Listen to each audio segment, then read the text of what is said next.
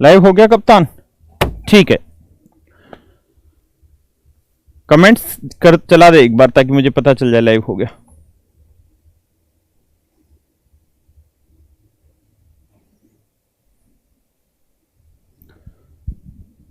चलिए मेरे बच्चों, उम्मीद है क्लास लाइव हो चुकी होगी। अब थोड़ा आगे बढ़ते हैं। कप्तान कमेंट्स कर दो, और लाइव हो गई ना क्लास? ठीक है बच्चों, यस लिख के बोल दिया करो, हो गई। हाँ हाँ ठीक है, तो यस यस, बस बस बस, अब आगे यस मत लिखो। देखो यार दोस्तों, आज हम जो आगे शुरू करने जा रहे हैं, कल हमने मतलब कल तक की क्लास तक क्लासिफिकेशन ऑफ नंबर्स के क्वेश्चन को सॉर्ट आउट किया था। मैंने आपको एक चीज पहले भी कही थी कि दोस्तों चीजें आपस में इंटरलिंक्ड है, यानी एक दूसरे से जुड़ी हुई हैं। तो धीरे धीरे इनके रहस्य खुलते चले जाएंगे, चीजें समझ आती चली जाएंगी और सारी चीजें अपने आप में इंडिविजुअली कंप्लीट होती चली जाएगी। मेरी बात समझ पा रहे हैं, है ना? बहुत सारी ऐसी चीजें हैं जो एक दूसरे के साथ जुड़ी हुई हैं। डिविजिबिलिटी रूल मैं तब तक नहीं करा सकता जब तक मुझे रिमाइंडर नहीं समझ में आती, या मैं रिमाइंडर नहीं जानता हूं तो मैं डिविजिबिलिटी रूल नहीं समझ सकता। जब तक मैं डिविजिबिलिटी रूल नहीं समझूंगा तब तक मैं नंबर ऑफ फैक्टर पे नहीं घूम सकता हूं, नंबर ऑफ जीरो पे नहीं घूम सकता हूं, यूनिट डिजिट पे नहीं घूम सकता हूं। तो मेरे लिए एक बहुत बड़ी समस्या है कि सारी चीजें जुड़ी हुई हैं, तो धीरे धीरे धीरे धीरे करके इनको एक एक को सुलझाते चले जाते हैं मेरे बच्चे। नंबर्स के बारे में बेसिक चीजें मैंने आपको बताई। आज हम जो पढ़ने जा रहे हैं वो पढ़ने जा रहे हैं रिमाइंडर थ्योरम, और आज हम रिमाइंडर थ्योरम का पूरा कॉन्सेप्ट एक बार कंप्लीट कर लेंगे। ठीक है जी, आज पूरा कॉन्सेप्ट एक बार पढ़ लेंगे। फिर कल आज हम बहुत सारे रिमाइंडर थ्योरम के क्वेश्चन लेंगे, जो बचेंगे उन क्वेश्चंस को कल लेंगे। जितनी भी एग्जाम के क्वेश्चन हैं वो सारे उठाएंगे कल, ठीक है? आज भी उठाएंगे, और कल ये लगभग हमारा खत्म हो जाएगा रिमाइंडर थ्योरम। फिर हम डिविजिबिलिटी स्टार्ट करेंगे, और वहां के फिर बहुत सारे कॉन्सेप्ट है जो इवन ओड से रिलेट करेंगे, स्क्वायर से रिलेट करेंगे, वर्ग से रिलेट करेंगे, वर्गमूल से रिलेट करेंगे। वो सारे मतलब धीरे धीरे सोल्व होंगे। देखिए दोस्तों, रिमाइंडर थ्योरम समझ रहे हैं, बिल्कुल बेसिक से समझते चले जाइएगा और कतई भी परेशान मत होइएगा, ठीक है? तो बिल्कुल बेसिक चीजों को समझते चले जाते हैं। आज स्क्रीन कर देते हैं काली ताकि मैं दिखूं साफ। आ जाइए। तो हम जो आज पढ़ने जा रहे हैं मेरे बच्चों, वो पढ़ने जा रहे हैं रिमाइंडर थ्योरम।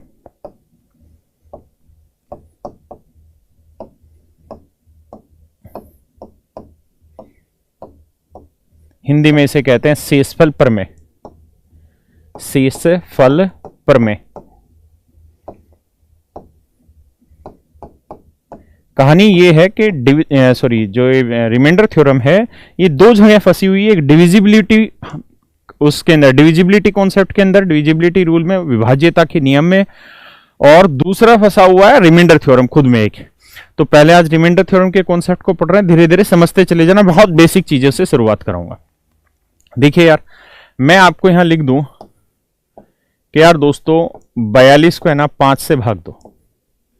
रिमाइंडर बताओ भाई क्या होगा, शेषफल बताइए क्या होगा। तो हम शुरुआत से पढ़ते आए इस बात को छोटी क्लासों से कि यार हम 5 का पहाड़ा पढ़ेंगे, और इतनी दूर तक पहाड़ा पढ़ेंगे कि वो 42 से छोटा रहे, 42 के बिल्कुल नजदीक रहे और 42 से छोटा रहे। तो हम पहाड़े पढ़ते थे, 5 एकम 5, 5 दूनी 10, ऐसे 15 20, ऐसे करते करते चले जाते थे, इंग्लिश में जिसे हम टेबल बोलते हैं। तो हमने 5 8 40 पहाड़ा पढ़ा, और रिमाइंडर हमारा निकल के आ जाता था 2। क्लियर है? तो ये हमारा शेषफल रहता था।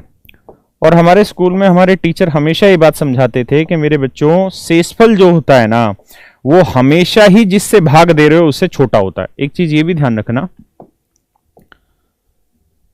कि इसे हम बोलते हैं भाजक,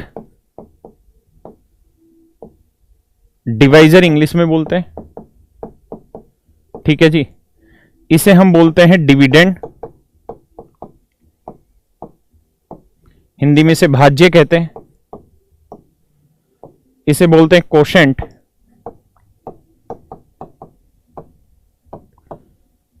हिंदी में इसे भागफल कहते हैं। और जो निकल के आता था वो बचता था शेषफल, जिसे हम रिमाइंडर कहते थे। जिसे हम रिमाइंडर कहते थे। ये सारी चीजें थी जो हम पढ़ते आए थे। तो जब हम छोटी क्लासों में पढ़ते थे मेरे बच्चों, सर आप कुछ सुन ही नहीं रहे नितिन भाई। सब कुछ सुन रहा हूं, लेकिन इतने सारे बच्चे कमेंट करेंगे तो कैसे सुनेंगे? ब्लैक बोर्ड सीपीयू के नंबर क्वेश्चन, बेटा सारे नंबर सिस्टम के क्वेश्चन कराएंगे, क्यों परेशान होते हो, थोड़ा तो पेशेंस रखा करो, इतने सारे क्वेश्चन कराएं। कमेंट वाली स्क्रीन डिस्क क्या लिख रखा था, डिस्ट्रैक्शन क्रिएट करती है, हटा देते हैं इसको। कुंवर चरण स्पर्श गुरु जी, ठीक है, ये सही दिखाई दे रही है सबको मुझे लगता है, ठीक है। मैं कमेंट्स को मिनिमाइज कर रहा हूं, तो अब कमेंट मत करना, अरे सब कुछ ही गया क्या, ठीक है, सही दिखाई दे रही व्हाइट। अब कहने का मतलब ये कि हम जब छोटी क्लास में पढ़ते थे तो टीचर हमें इसी तरह पढ़ाता था, और टीचर वहां एक विशेष बात और भी हमसे बोला करता था, या बोलते थे हमारे अध्यापक, क्या कि बेटा जिस नंबर से आप भाग दे रहे हो शेषफल हमेशा उससे छोटा आता है, यानी जो रिमाइंडर है वो हमेशा ही डिवाइजर से छोटा होगा, जो शेषफल है वो हमेशा ही भाजक से छोटा होगा, हमेशा भाजक से छोटा होगा। ये हमें छोटी सी क्लासों से ही हमारे दिमाग में ये चीज डाल दी थी कि बेटा जब भी आप शेषफल का उत्तर दो, जब भी आप शेषफल का उत्तर दो तो वो हमेशा ही भाजक से छोटा होना चाहिए। अगर ये भाजक से बड़ा आ गया, 5 से बड़ा शेषफल आ गया, तो आपका उत्तर गलत है और आपको 0 नंबर मिलेंगे उस सवाल में। लेकिन सच्चाई ये थी मेरे बच्चों यहां पे, और यहां बिल्कुल पढ़े लिखों वाले पे नहीं जाना, बेसिक चीजों को समझते चले जाना मेरी को, कि अगर मैं 42 को 5 से भाग दे रहा हूं, और भाग देते देते मुझसे यार गलती हो गई और मैं पढ़े ऐसे पढ़ गया 5 चिंगे 30 और शेषफल लिख दिया 12, तो वहां स्कूल में क्या होता था कि ये कहते थे अरे तो गलत कर दिया, तेरी गलती है ना, क्वेश्चन ही कट जाता था। लेकिन हम ऐसा कर सकते हैं, इसमें कोई बुराई नहीं है, बस हमें यह देखना है कि हमें शुरुआत से पढ़ाया गया है कि शेषफल हमेशा ही डिवाइजर से छोटा होता है, रिमाइंडर हमेशा डिवाइजर से छोटा होता है, शेषफल भाजक से छोटा होता है। तो अगर हमारा शेषफल बड़ा आ गया तो कुछ नहीं करना, उसे दोबारा भाग देना है, उसे दोबारा भाग दे दो 5 से, 5 दूनी 10, शेषफल आ गया कितना 2, ये हमारा बिल्कुल सही उत्तर होगा, इसमें कोई दो राय नहीं है। दूसरी चीज, यानी अगर हमसे बड़ा भी शेषफल आ गया तो उसमें कोई लड़ाई नहीं हुई है, उसको दोबारा से 5 से भाग दे देंगे, उससे छोटा शेषफल आ जाएगा। एक कहानी और, क्या कि मान लीजिए 42 को हम 5 से भाग दे रहे हैं और हमने पाड़ा पढ़ दिया 5 नीम 45, तो शेषफल आ गया 3, लेकिन आप कहोगे घटा रहे तो -3 आया, तो यह भी शेषफल बिल्कुल सही है, इसमें कोई गलती नहीं है, किसी भी रूप से इसको हम गलत नहीं ठहरा सकते यहां के हिसाब से। लेकिन हमें टीचर ने बताया कि भाई आंसर हमेशा प्लस में देना है, तो बिल्कुल मत घबराइए, आप हमेशा ये सोचिए कि अगर शेषफल माइनस में भी आ गया तो कोई तूफान वाली चीज नहीं है ना, आपने ज्यादा पाड़ा पढ़ दिया कोई दिक्कत नहीं है। आप ये देखिए कि 5 का पाड़ा पढ़ना था और कितना ज्यादा पढ़ दिया 3, तो यानी एक्चुअल में रिमाइंडर आना कितना था 2। मेरी बात आई समझ में, यानी आपने एक पाड़ा आगे ले गए तो 5 और बढ़ा दिया होगा चीजों में, जैसे 40 पे खत्म होना था आपने 45 पे खत्म कर दिया, तो कितना बढ़ा दिया था 5, जबकि 3 ज्यादा बढ़ा दिया था, तो एक्चुअल में रिमाइंडर क्या आया हमारा 2। तो यानी माइनस में आएगा तब भी हम आंसर पे पहुंच सकते हैं, ज्यादा आ जाता है तब भी पहुंच सकते हैं, और छोटा रहता है तो वो हमारा आंसर होता ही है। तो कुल मिला के मेरी बात को समझिए, मैंने आपको यहां से इतनी बात समझाने की कोशिश की है कि भाई रिमाइंडर हमारे सवालों के हिसाब से प्लस में भी आ सकता है, माइनस में भी आ सकता है, बड़ा भी आ सकता है, छोटा भी आ सकता है, तो हर तरीके की सिचुएशन को हम टैकल करके आगे बढ़ पाएंगे रिमाइंडर में। अब एक बात समझिए कि यार जैसे मान लीजिए मैंने 42 लिखा और मैं कहूं 42 को 5 से डिवाइड करिए, रिमाइंडर बताइए, तो वैसे तो भाग देंगे नहीं हम, तो हम यहां से इस बात को समझ रहे होंगे कि यार हमें कुल मिला के ये देखना है कि 42 से छोटा एक ऐसा नंबर ढूंढ लेना है जो 5 से एग्जैक्ट डिवाइड होता हो। 42 से एक छोटा ऐसा नंबर ढूंढना है जो 5 से एग्जैक्ट डिवाइड होता हो। तो 5 से कौन सा नंबर डिवाइड होता है 42 से छोटा? 40। तो रिमाइंडर क्या बना जी? +2। दूसरे केस में हम क्या करेंगे कि 42 से बड़ा एक ऐसा नंबर ढूंढ लेंगे जो 5 से एग्जैक्ट डिवाइड होता हो, तो वो हमारा 45, तो रिमाइंडर आएगा -3। क्लियर है? यानी किसी नंबर को किसी से डिवाइड कर रहे हैं तो हम इस तरीके से प्लस में भी रिमाइंडर निकाल सकते हैं और माइनस में भी रिमाइंडर निकाल सकते हैं।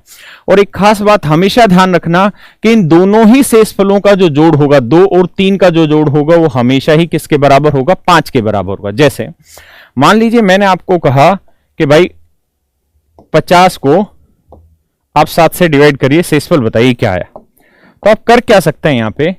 आप ऐसे कह सकते हैं यार 50 से छोटा नंबर जो 7 से पूर्णतः भाग होता है 49 होता है, तो शेषफल +1 आया। 50 से बड़ा जो नंबर 7 से एग्जैक्ट डिवाइड होता है वो 56 होता है, तो रिमाइंडर -6 आया, क्योंकि 56 से 6 छोटा है।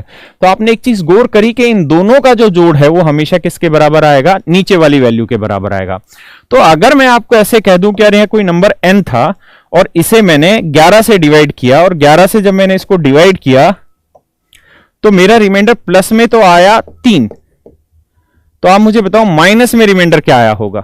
तो आपको कुछ नहीं करना, आपको ये पता है कि इन दोनों का जो जोड़ है वो किसके बराबर है, 11। किसके बराबर है, 11। तो 3 में क्या जोड़ें कि 11 आ जाए, तो आंसर होगा 8। तो एक प्लस में है तो दूसरा रिमाइंडर माइनस में होगा, यानी 11 में से 3 हटाया, 8 आ गया माइनस का। या मैं इसको बात को ऐसे कह देता कि यार n को मैं 11 से डिवाइड कर रहा हूं, तो बताओ प्लस में रिमाइंडर क्या आएगा, अगर माइनस में रिमाइंडर -8 आ रहा है तो कुछ नहीं करना था, 11 में से 8 घटा के क्या रिमाइंडर ले आना था, 3 रिमाइंडर ले आना। क्या आप मेरी बात से सहमत हैं? क्या आप मेरी बात को समझ पा रहे हैं यहां तक की बात को? ठीक है, यानी इन दोनों ही नंबर का जो जोड़ है मेरे बच्चों वो हमेशा नीचे वाली वैल्यू के बराबर आएगा। ठीक है जी, आगे आते हैं।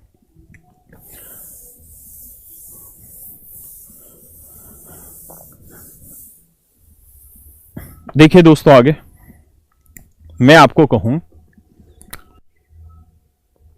कि यार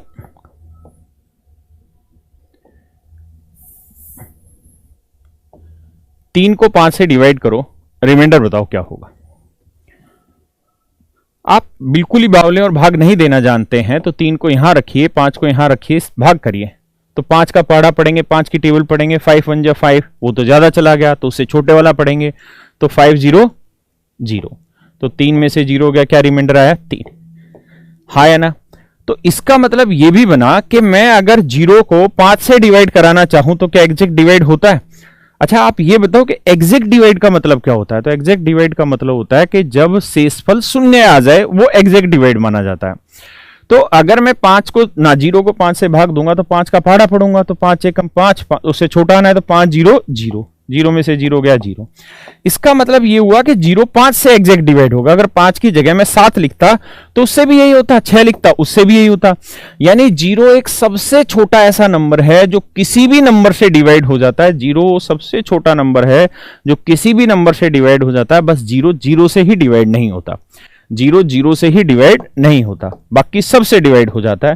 इसके अलावा बाकी सबसे डिवाइड हो जाता है। 0 सबसे यूनिक ऐसा नंबर है जो 0 के अलावा बाकी हर नंबर से एग्जैक्ट डिवाइड हो जाएगा। क्लियर है जी यहां तक की बात?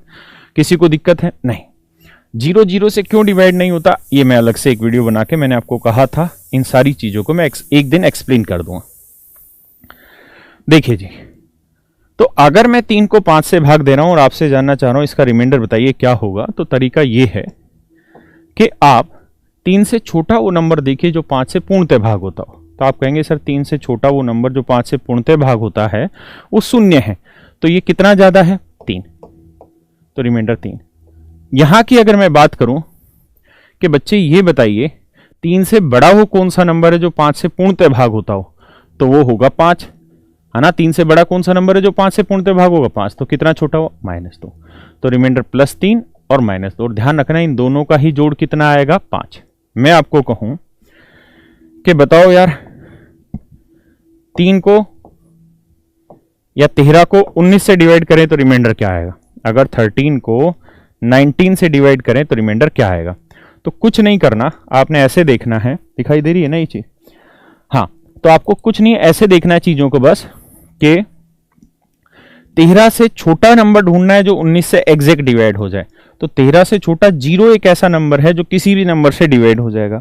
इसका मतलब ये हुआ कि 0 एग्जैक्ट डिवाइड होगा तो रिमाइंडर बना +13। अगर मैं कहूं 13 से बड़ा वो नंबर ढूंढ के बताइए जो 19 से पूर्णतः भाग होगा, तो वो संख्या होगी 19, तो कितना छोटा है, -6। और इन दोनों ही संख्याओं का जोड़ हमेशा इसके बराबर होगा। ध्यान रखिएगा, अगर मैंने आपको ये कह दिया कि n को 16 से भाग दे के -5 रिमाइंडर आया, तो बताइए प्लस का रिमाइंडर क्या होगा। तो आपने कुछ नहीं करना, अगर यहां लिख दे -5 रिमाइंडर आया तो आंसर बताओ, तो 16 में से 5 घटा दीजिए, तो 16 में से 5 घटाओगे 11, तो आंसर आ जाएगा 11। क्यों? क्योंकि इन दोनों का जोड़ किसके बराबर होगा, 16 के बराबर होगा। तो ये 5 है तो 16 में से 5 गया, ये आ जाएगा 11। अगर 11 दे दे तो 16 में से 11 घटा के निकाल लोगे 5। क्या आप मेरी बात से सहमत हैं? क्या आप इतनी बात समझ पा रहे हैं?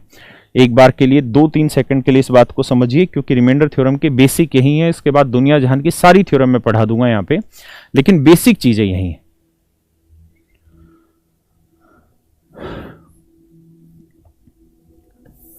तो इस तरीके से आप किसी भी नंबर को डिवाइड कर लेंगे। आइए जी जरा, अब मैं आपको ये कहूं कि मेरे बच्चों -46 को आप 5 से डिवाइड करिए, क्या होगा? -46 को 5 से डिवाइड करिए, बताइए क्या होगा? अच्छा, इस ब्लैक स्क्रीन का एक फायदा है कि इस पे सारे कलर अच्छे जमते हैं, है ना। कोई भी कलर दिखाना हो तो बहुत सुंदर लगेगा। येलो कलर भी बहुत प्यारा लग रहा है। और आज पीएनजी नहीं है, और हमसे गलती हो रही थी मुझसे टेक्निकली, क्या कि जब हम क्वेश्चन दे रहे थे तो उसे पीएनजी बना रहे थे, जबकि वो जेपीजी बनना था। तो उससे क्वेश्चन की क्लैरिटी बहुत अच्छी आती। तो आज तो ऐसा कोई क्वेश्चन है नहीं, आज तो मुझे सारे का सारा कॉन्सेप्ट ही समझाना है। तो कल जब क्वेश्चन कराएंगे तो जेपीजी आएगा, तो बढ़िया से चीजें समझ आएंगे। आइए जरा आ गया। तो -46 को 5 से डिवाइड करना है। आप थोड़ी देर के लिए दोस्तों क्या करिए, माइनस को भूल जाइए। थोड़ी देर के लिए क्या करिए, माइनस को भूल जाइए।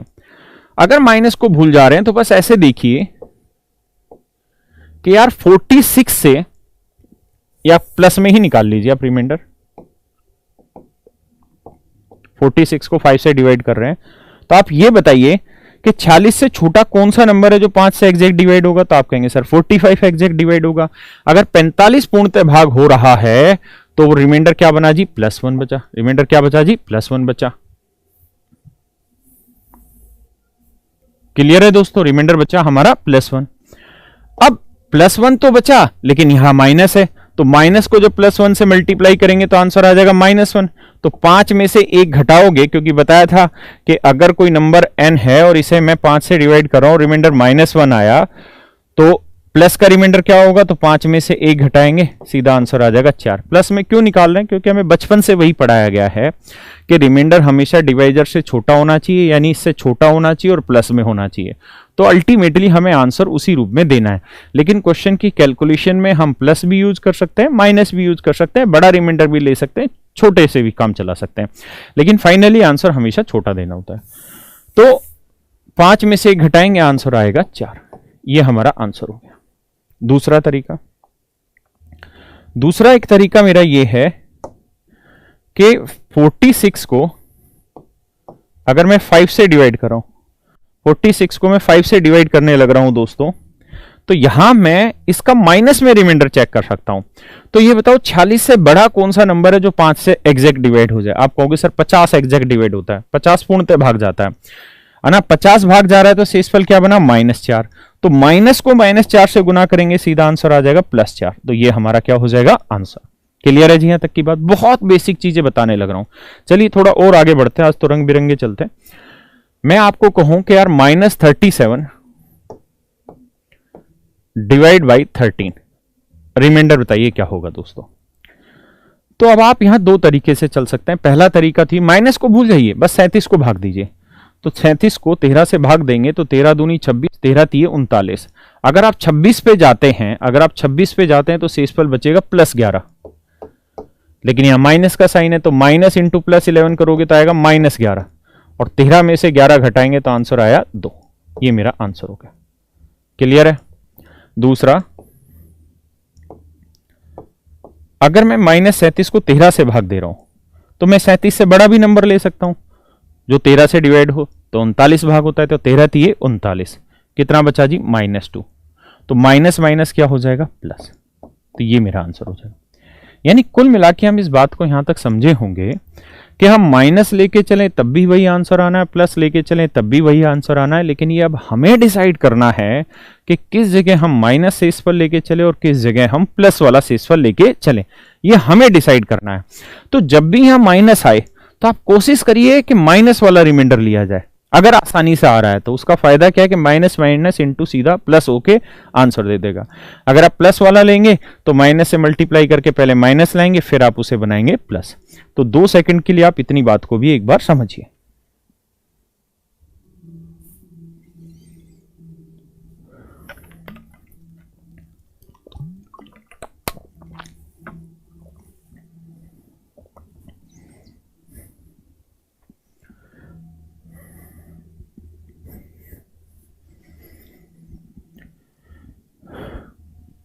तेरी उंगली पकड़ के चला। तो मैंने बिल्कुल बच्चों वाली बेसिक चीजें आपको बता दी हैं। अब थोड़ा अलग से आगे बढ़ते हैं चीजों पे। आइए जी सर, देखिए दोस्तों, मैं आपको कहूं कि यार 13 जमा 37, इसको 5 से डिवाइड करिए। तो देखो यार दोस्तों, हम कर ऐसे भी सकते हैं, या 37 की जगह मैं 38 ले लेता हूं, कि इन दोनों को जोड़ लें। 13 और 38 को जोड़ेंगे तो ये आएगा 8 3 11, 3 1 4 1 5 51। हम इसे 5 से भाग दे लें तो 5 से जाएगा 50, रिमाइंडर आएगा 1। ये हमारा डायरेक्ट आंसर आ जाएगा। दूसरी चीज ये कि मैं आपको ये कहूं कि यार बताओ 40 को 5 से भाग देंगे तो रिमाइंडर क्या आएगा? तो आप कहेंगे तो पूर्णतः भाग हो गया, 5 8 40, तो शेषफल क्या आएगा? 0 आएगा। क्लियर है जी यहां तक की बात? तो आप इन दोनों चीजों को जोड़ के भी आंसर निकाल सकते हैं। लेकिन कई बार क्या होता है कि ये जोड़ या माइनस इतना आसान नहीं होता है। तो ऐसी स्थिति में फिर क्या करिए? ऐसी स्थिति में करिए आप कि सबको अलग अलग कर लीजिए। जैसे 13 को 5 से भाग दीजिए तो 5 दूनी 10, शेषफल क्या आया? +3। 38 को 5 से भाग दीजिए तो 5 7 35, क्या रिमाइंडर आया जी? +3। मेरी बात समझ पा रहे हैं? 5 दूनी 10 +3 बचा। भाई 13 को 5 से डिवाइड कर रहे हो, देखिए कति धीरे चलने लग रहा हूं, इसलिए कुछ को दिक्कत हो रही होगी। वो कह रहे होंगे बहुत धीरे चल रहे हैं, परेशान ना हो भाई, थोड़ा सा टाइम धीरे चलना पड़ेगा बेसिक जानने के लिए। ऐसे 38 को 5 से भाग दे रहे हैं तो 5 7 35 लेंगे तो +3, और 5 8 40 लेंगे तो -2। अब मैं आपको ये कह रहा था कि अगर आप यहां बीच में प्लस का साइन है तो +3 को जोड़ोगे क्या आएगा? +6। अब आपने देखा कि यार हमने इसे डिवाइड किससे किया था? 5 से। अगर हमने इसे 5 से भाग दिया था तो 5 से बड़ा तो शेषफल नहीं आ सकता है ना। और मैंने शुरुआत में बताया कि बड़ा आ भी गया तो परेशान होने की जरूरत नहीं है, उसे दोबारा से भाग दे दो। तो 6 को दोबारा 5 से भाग दे दो तो 5 एकम 5, शेषफल आ गया 1। क्लियर है? हम चाहते तो क्या ना कर डालते, हम इसे चाहते तो माइनस भी ले लेते। देखिए यार ये सारी बेसिक चीजें हैं। बहुत सारे बच्चे ऐसे सोचते रहे तो हमको आती, क्या पढ़ाने लग रहे हैं। लेकिन जब बढ़िया सवाल तैयार होंगे ना तो हिलेगा नहीं ये एक भी चीज। अगर मैं 13 को 5 से भाग दे रहा हूं तो -2 भी ले सकता था। 38 को 5 से भाग दे रहा था तो -2 भी ले सकता था। तो -2 प्लस -2 को ऐड करोगे तो आएगा -4। अब आप ये भी बात जानते हैं कि 5 से डिवाइड कर रहा है तो रिमाइंडर तो 5 से छोटा आया लेकिन माइनस में आया, और आंसर देने की आदत हमारी किस में है? प्लस में है। तो क्या किया जाए? 5 में से 4 घटाए, सीधा आंसर आ गया 1। तो आप किसी भी तरीके से जा रहे हैं आंसर +1 ही आने लग रहा है। आप इनको उल्टा सीधा भी ले सकते थे कि इसे प्लस माइनस ले लिया, इसे प्लस ले लो। तो 38 को 5 से भाग दोगे, 5 7 35, एग्जैक्ट डिवाइड हुआ +3। अब देखो यार +3 -2 को जोड़ोगे तो क्या आएगा? +1। और अगर 5 से छोटा है तो यही हमारा आंसर हो गया। क्लियर है दोस्तों? अगर मैं क्वेश्चन ये कहता कि भाई 13 जमा 37, इसे 5 से डिवाइड करो, रिमाइंडर बताओ क्या आएगा, तो कुछ नहीं, इसे भाग देते +3 आता, इसे देते भाग +2 आता, तो 3 और 2 5। अब 5 को 5 से फिर भाग देंगे तो शेषफल क्या आ जाएगा? 0। ये मत करना 5 एकम 5 तो शेषफल 1 आ गया, 1 नहीं आया, 0 शेषफल आया, वो तो आपने काटा। या आप इसको ऐसे भी कर सकते थे कि इसे भाग देते 5 8 40, -3, तो +3 -3 की वैल्यू क्या आ गई? 0, तो शेषफल आ गया 0। दूसरी बात एक और क्या कि अगर मान लीजिए यहां पे साइन, छोटा आ जा,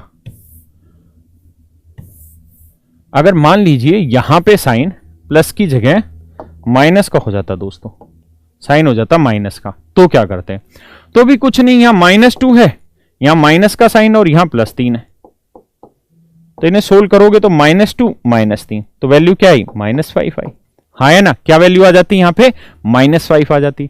अगर यहां वैल्यू -5 आ जाती, आप खुद सोचो, अगर 5 को 5 से डिवाइड करोगे तो रिमाइंडर क्या आएगा? 0, और 0 के आगे ना प्लस लगता ना माइनस, यानी ये नंबर एग्जैक्ट 5 से डिवाइड हो जाएगा। ये नंबर एग्जैक्ट 5 से डिवाइड हो जाएगा। ऐसे ही मेरे बच्चों, अगर हम यहां पे इनटू का साइन लेते, अगर हम यहां इनटू का साइन लगा देते, क्लियर है, तो क्या करते, इनकी गुना कर देते, तो 2 को 3 से गुना करते 6 आता, और माइनस प्लस को मल्टीप्लाई करते माइनस, तो -6 आता।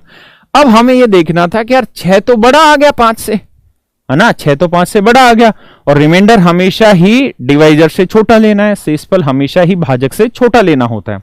तो क्या करें, इसको दोबारा से 5 से भाग दे दें। अब ये कहानी हमने बहुत पढ़ी है, मतलब अभी थोड़ी देर पहले ही पढ़ा के हटाऊं कि भैया 6 को 5 से डिवाइड कर रहे हो, -6 को, तो थोड़ी देर के लिए इस माइनस को भूल जाओ, बस 6 को देखो, है ना। तो ये बताओ कि 6 से छोटा कोई नंबर जो 5 से एग्जैक्ट डिवाइड हो 5, तो रिमाइंडर आया +1, तो माइनस को +1 से मल्टीप्लाई करोगे -1। अब 5 में से 1 घटाओगे तो सीधा रिमाइंडर क्या आएगा, 4, आंसर आ गया। या फिर आप ऐसे कर सकते हैं कि यार -6 को 5 से डिवाइड कर रहे हैं, तो 6 से बड़ा कोई नंबर ढूंढ ले, 6 से बड़ा कोई नंबर ढूंढ ले जो 5 से डिवाइड हो, तो 6 से बड़ा नंबर है 10, तो 10 देखेंगे तो रिमाइंडर आया -4। अब माइनस इंटू माइनस क्या हो जाएगा, +4। तो आप रिमाइंडर ऐसे जाएं, हर हाल में रिमाइंडर क्या आएगा, +4। तो अगर यहां पे इंटू लगाएंगे तो आंसर आ जाएगा कितना, +4। तो अब ये धीरे धीरे हमारे विवेक के ऊपर डिपेंड करेगा कि हम कौन सा साइन यूज करें और किस तरह से चीजों पे आगे बढ़े। कुछ ढक्कन ऐसे हो सकते हैं जिनके दिमाग में ये आ रहा हो कि अगर यहाँ डिवाइड का साइन हो तो उल्लू ये 5 डिवाइड ही तो कर रखा है, ये डिवाइड का साइन है ना ऑटोमेटिकली, इसको डिवाइड ही तो कर रखा है, 13 गुना 38 डिवाइड बाई 5 ही तो है, यही तो है कि इन दोनों को मल्टीप्लाई कर दो, इसे 5 से डिवाइड भाग दे दो, जो भी नंबर लिखा हुआ यही तो है। तो 5 से तो ऑलरेडी डिवाइड हो रखा है, लेकिन अगर किसी के मन में जी ऐसा हो तो 13 डिवाइड बाई 38 डिवाइड बाई 5, तो ढकनो इस 5 का फिर क्या मतलब है, 5 से तो डिवाइड हो ही रखा, तो सिंपली इसको सोल्व कर देना, 13/38 और साथ में 5, तो 38 गुना 5 कर देंगे तो उत्तर आ जाएगा 13/38 गुना 5, इससे भाग देना होगा। क्लियर है ना। तो 5 बटे में लिख रखा, वो डिवाइड ही करा रखा। तो आपको जनरली यहां जब भी पूछेगा तो प्लस देगा या माइनस देगा या फिर इनटू का साइन देगा। क्लियर है जी, यहां तक की बातें। अब आगे आते हैं।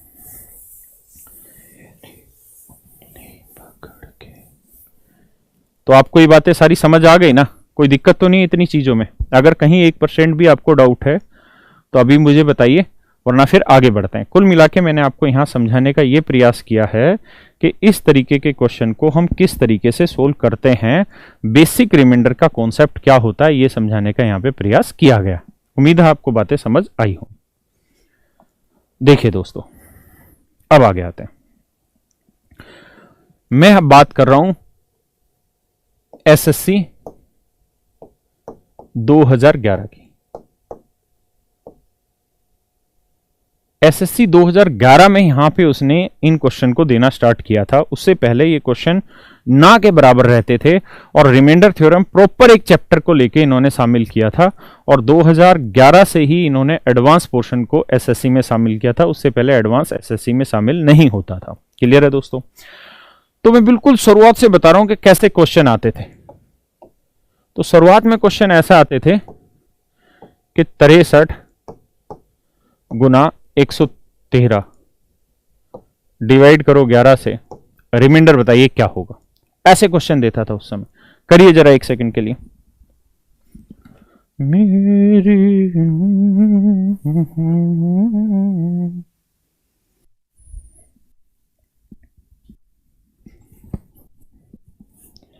करिए भाई करिए।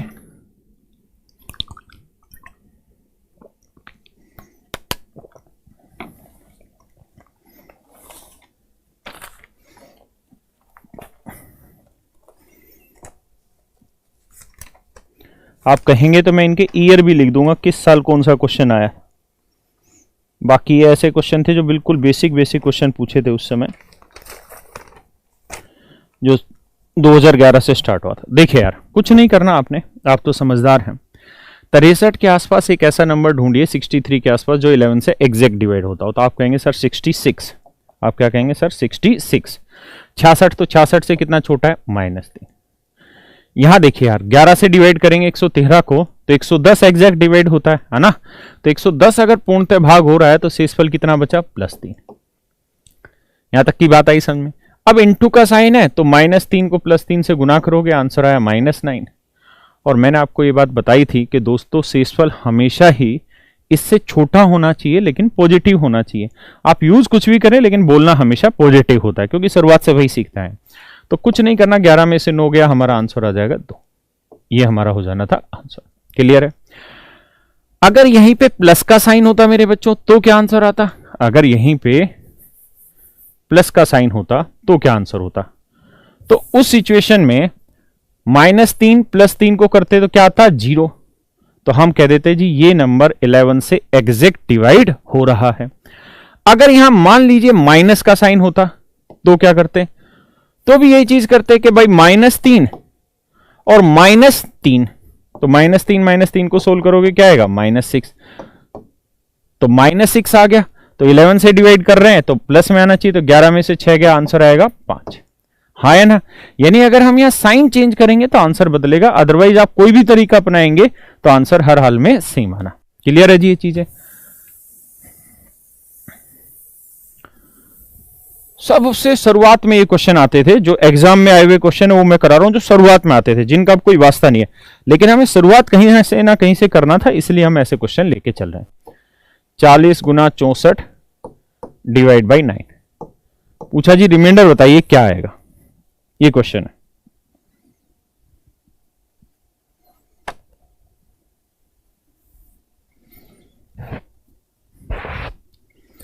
तो आप कहेंगे देखो सर, अगर हम 9 से किसी नंबर को डिवाइड कर रहे हैं, अगर हम किसी नंबर को 9 से डिवाइड कर रहे हैं तो तरीका यह है कि 40 को के आसपास 9 से डिवाइड होने वाला देख लेते हैं। तो 9 चौक 36 +4 आ गया। ठीक है जी, क्या आ गया मेरे बच्चों? +4 है ना? तो रिमाइंडर आ गया हमारा +4। 64 को भाग देते तो 9 7 63 +1 आ गया, गुना करोगे तो आंसर आ गया 4। ये मेरे बच्चों हमारा क्या हो गया? आंसर। हम चाहें तो इसे और कुछ भी लेके कर सकते हैं, यहाँ माइनस का ले ले, यहाँ माइनस का ले ले, 1 + 1 - ले ले, हर एक से हमारा आंसर सेम आना। क्लियर है जी? कर लोगे? ये बहुत शुरुआत के क्वेश्चन है। फिर उसने क्या किया, 2012 में एक FCI का एग्जाम हुआ था, वहां उसने क्वेश्चन का हल्का सा एक लेवल बढ़ाया था, एक स्टेप बढ़ाया था कि बच्चे से थोड़ा सा एफर्ट कराया जाए, और क्वेश्चन लिखा, मैं ब्लू में नहीं व्हाइट में लिखता हूं। क्वेश्चन था 1958, 1961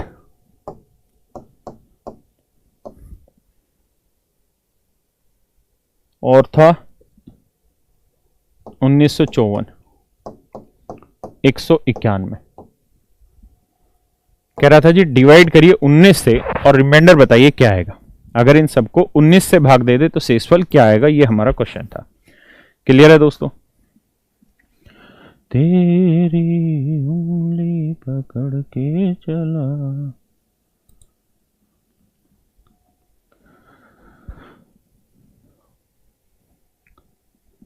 बहुत बढ़िया। पंकज 4 आएगा, 5 आएगा। तुषार, आशीष सर प्लीज कमेंट पढ़िया करो। अरे पढ़ता रहेगा, कभी कमेंट भी पढ़िया करो। तो देखिए दोस्तों, कहानी ये है कि बेसिक चीज वही है क्या कि यार हमें कुछ नहीं करना, हमें इनके आसपास का कोई नंबर देखना है। 1957 के आसपास का कोई नंबर देखना है कि ये 19 से इनमें कौन सा ऐसा नंबर है जो डिवाइड होगा। तो ये बताओ 19 से 1900 डिवाइड होगा या नहीं होगा? तो आप कहेंगे जी बिल्कुल 1900 डिवाइड होगा। 19 से 1900 पूर्णतः भाग होगा या नहीं होगा? तो आप कहेंगे जी बिल्कुल होगा। अच्छा बताओ 57 19 से डिवाइड होगा कि नहीं होगा? बिल्कुल होगा, क्योंकि तो पहाड़ा है। तो इसका मतलब 1957 19 से पूर्णतः भाग हो गया। अगर 1957 19 से पूर्णतः भाग हो गया तो इसका मतलब यहां शेषफल क्या आया? 0।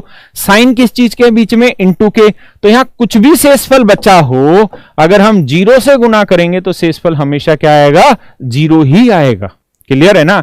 जैसे अगर मैं मान लीजिए आपको ये कहूं कि 6 × 19 / 3, बताइए शेषफल क्या आएगा? तो अगर 3 किसी एक को भी पूर्णतः भाग दे रहा है, 3 दूनी 6, शेषफल 0 आ गया। तो यहाँ कुछ भी आ रहा हो शेषफल, जब मल्टीप्लाई कर रहे होंगे तो शेषफल क्या आ जाएगा? 0। क्लियर है जी? तो आंसर यहाँ क्या आएगा? 0। बहुत बढ़िया, बहुत ही बढ़िया, गजब। लेकिन अगर मान लीजिए क्वेश्चन में यहाँ हल्का सा चेंज कर लेते हैं हम, और क्वेश्चन इस तरीके का होता कि 1958 लिखा होता, फिर क्या करते हैं?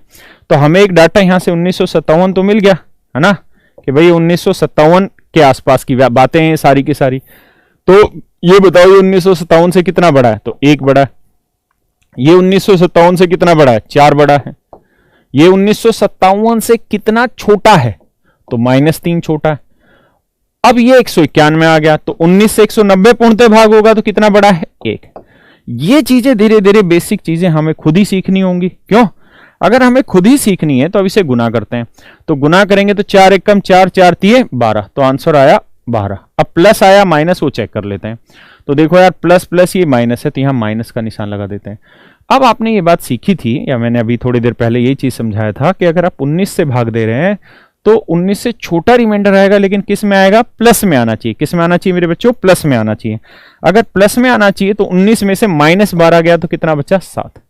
तो ये डायरेक्ट हमारा क्या आ जाएगा मेरे बच्चों? आंसर आ जाएगा +7। बहुत बढ़िया। आलोक, आलोक कितनी बार आलोक आंसर देगा भाई? ठीक है, तो आंसर आएगा 7। बिल्कुल ठीक है जी, बहुत सुंदर। क्लास नंबर 12 में स्पीडोमीटर लगवा दीजिए। लगवा देंगे भाई, केजरीवाल सरकार से रिक्वेस्ट करके लगवा देंगे आज ही। तो बात आई जी यहां तक समझ में? अगर मान लो दोस्तों इसी क्वेश्चन में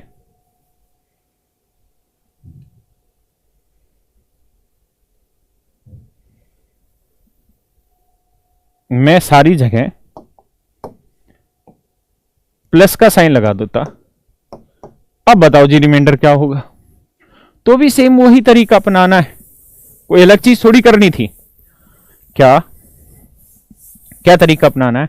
तरीका यह अपनाना था कि भैया 1958 है तो 1957 एग्जैक्ट डिवाइड होता है। अगर 1957 एग्जैक्ट डिवाइड होने लग रहा है यहां पे, तो भैया ये कितना बड़ा था? 1 बड़ा था। ये कितना बड़ा था? 4 बड़ा था। ये कितना छोटा था? 3 छोटा था। ये 190 से कितना बड़ा था? 1 बड़ा था। अगर प्लस का साइन है तो भाई सबको जोड़ देंगे। तो देखो यार, 1 और 1 2 और 4 6, 6 में से 3 गया भाई, कितना बचा? 3। ये हमारा आंसर हो गया। अगर मान लो इनमें माइनस माइनस होता तो माइनस कर देते। ये तो बेसिक कैलकुलेशन, और तो कुछ इसके अंदर है ही नहीं। ठीक है जी। 3 सर, बहुत सुंदर, बहुत ही सुंदर, गजब। इस तरीके से पढ़ते रहे तो जरूर सफल हो जाओगे, क्योंकि हम कत्ती बच्चों वाली बातें पढ़ रहे हैं। तो क्वेश्चन दिया, उसके बाद भाई एक और, कत्ती हंस भी लिया 172 गुना 1771 35 गुना 91। क्वेश्चन पूछा 17 से डिवाइड करें तो रिमाइंडर क्या आएगा? 17 से भाग दें तो शेषफल क्या आएगा?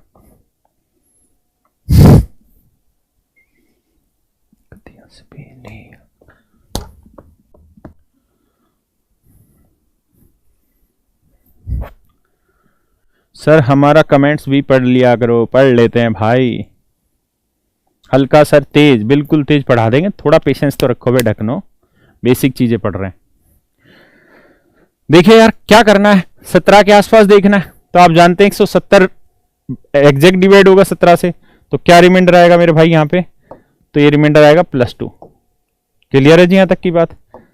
अब मुझे बताओ कि 17 से ये देखना हमें, तो 17 से 1700 तो पूर्णतः भाग होता है, बचा 71, तो 17 चौकू 68, यानी 1768 जो है ना मेरे बच्चों, वो 17 से एग्जैक्ट डिवाइड होता है। तो 1768 यानी 1768 1768 से कितना बड़ा है?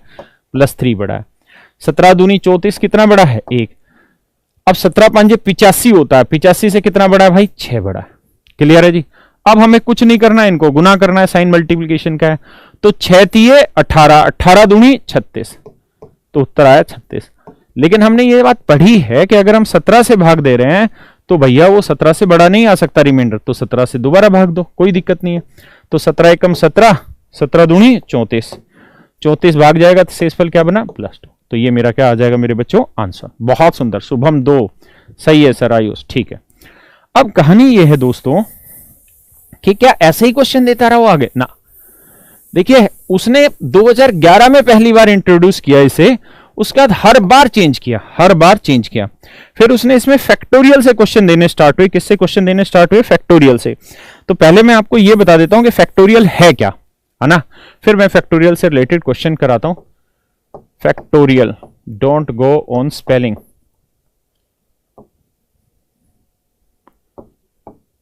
फैक्टोरियल का देसी भाषा में अर्थ है नंबर ऑफ रिप्रेजेंटेशन।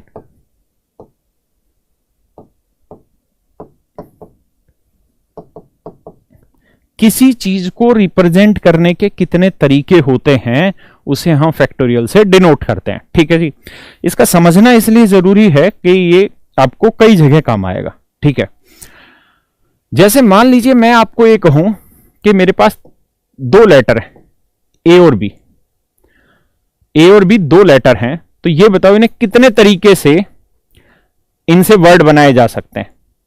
ठीक है जी, या मैं दो नंबर ले लेता हूं, क्यों अंग्रेज बने, हम एक नंबर 5 ले लेते हैं, एक नंबर 9 ले लेते हैं।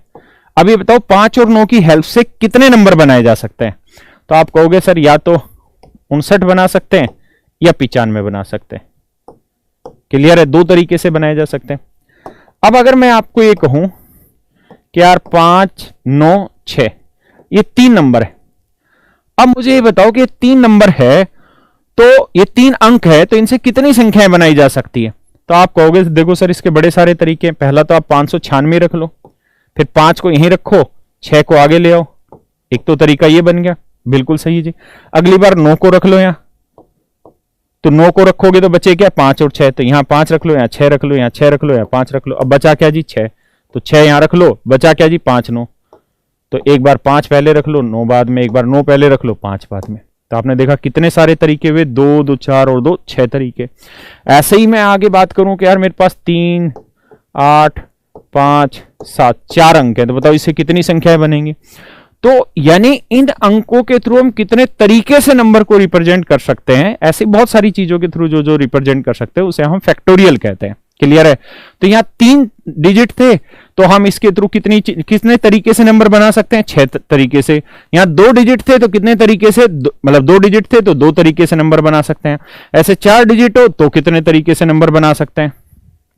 ऐसे ही अगर मैं आपसे कहूं कि यार एक डिजिट है 5, बताओ इससे कितने तरीके से नंबर बना सकते हैं, तो एक ही नंबर बनेगा 5। इसका मतलब यह हुआ कि आप इतनी बात को समझ पा रहे होंगे कि फैक्टोरियल का मतलब चीजों को रिप्रेजेंट करने के तरीके हैं। क्लियर है जी। अब इन्हीं के हमने सोट्रिक बनाने शुरू किए। कैसे कि भैया अगर एक फैक्टोरियल लिखा है, ये फैक्टोरियल का साइन होता है, जैसे मान लो 20 फैक्टोरियल लिखा है तो इसको हम ऐसे भी लिख देते हैं तो भी फैक्टोरियल, और ऐसे भी लिख देते हैं तो भी फैक्टोरियल, दोनों ही एक बात है। तो एक फैक्टोरियल को हम लिखते हैं 1। ठीक है, अगर 2 डिजिट थे तो 2 फैक्टोरियल बना, इसका मतलब तो 2 फैक्टोरियल का मतलब बना 2 गुना 1। ठीक है जी। यहां 3 था तो 3 फैक्टोरियल बना, 3 फैक्टोरियल को हम लिखते हैं 3 गुना 2 गुना 1। तो ये डायरेक्ट हमारा आंसर दे देगा, सॉरी, तो 3 दूनी 6 एकम 6, 2 एकम 2, ये 1 आ गया। ऐसे 4 डिजिट हैं तो 4 फैक्टोरियल का मतलब क्या बना, 4 गुना 3 गुना 2 गुना 1, तो 4 3 12 दूनी 24 एकम 24। यानी 4 अंकों से हम 24 संख्याएं बना सकते हैं। कितनी संख्याएं बना सकते हैं, 24 संख्याएं बना सकते हैं। क्लियर है जी यहां तक की बात। तो आपको ये बात समझ आई होगी कि फैक्टोरियल का मतलब क्या है। यानी फैक्टोरियल 4 फैक्टोरियल का मतलब है तो मतलब 4 डिजिट है, तो ये समझिए उसको कितने तरीके से रिप्रेजेंट कर सकते हैं, तो 24 तरीके से रिप्रेजेंट कर सकते हैं। अगर 3 फैक्टोरियल है तो मतलब ये है कि 3 डिजिट है तो कितने तरीके से रिप्रेजेंट कर सकते हैं, 6 तरीके से रिप्रेजेंट कर सकते हैं। ये इसका अर्थ है। एक बार देख लेना मेरे फोन किसका।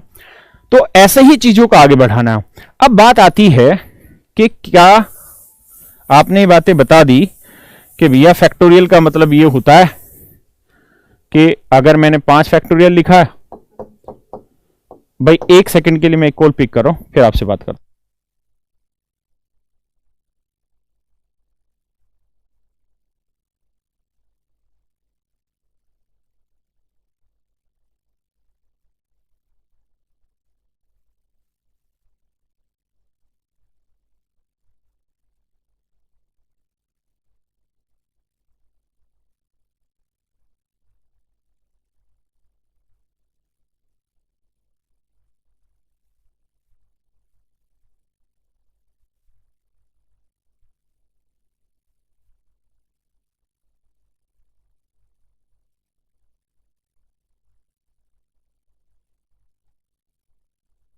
सॉरी, तो 5 फैक्टोरियल का मतलब है 5 गुना 4 गुना 3 गुना 2 गुना 1। क्लियर है जी। ऐसे ही 4 फैक्टोरियल का मतलब है 4 गुना 3 गुना 2 गुना 1। क्लियर है जी। 3 फैक्टोरियल का मतलब है 3 गुना 2 गुना 1, ठीक है जी। ऐसे ही 1 फैक्टोरियल का मतलब क्या है 1। अगर मैं कहूं 0 फैक्टोरियल, इसका मतलब क्या है, तो इसकी वैल्यू भी 1 होती है। अगर मैं आपको यह चीज कह दूं, मतलब ये आपके सिलेबस का हिस्सा नहीं है फैक्टोरियल को इतना डिटेल पढ़ना, बस आपको फैक्टोरियल का मतलब पता होना चाहिए, फिर भी मैं समझा देता हूं।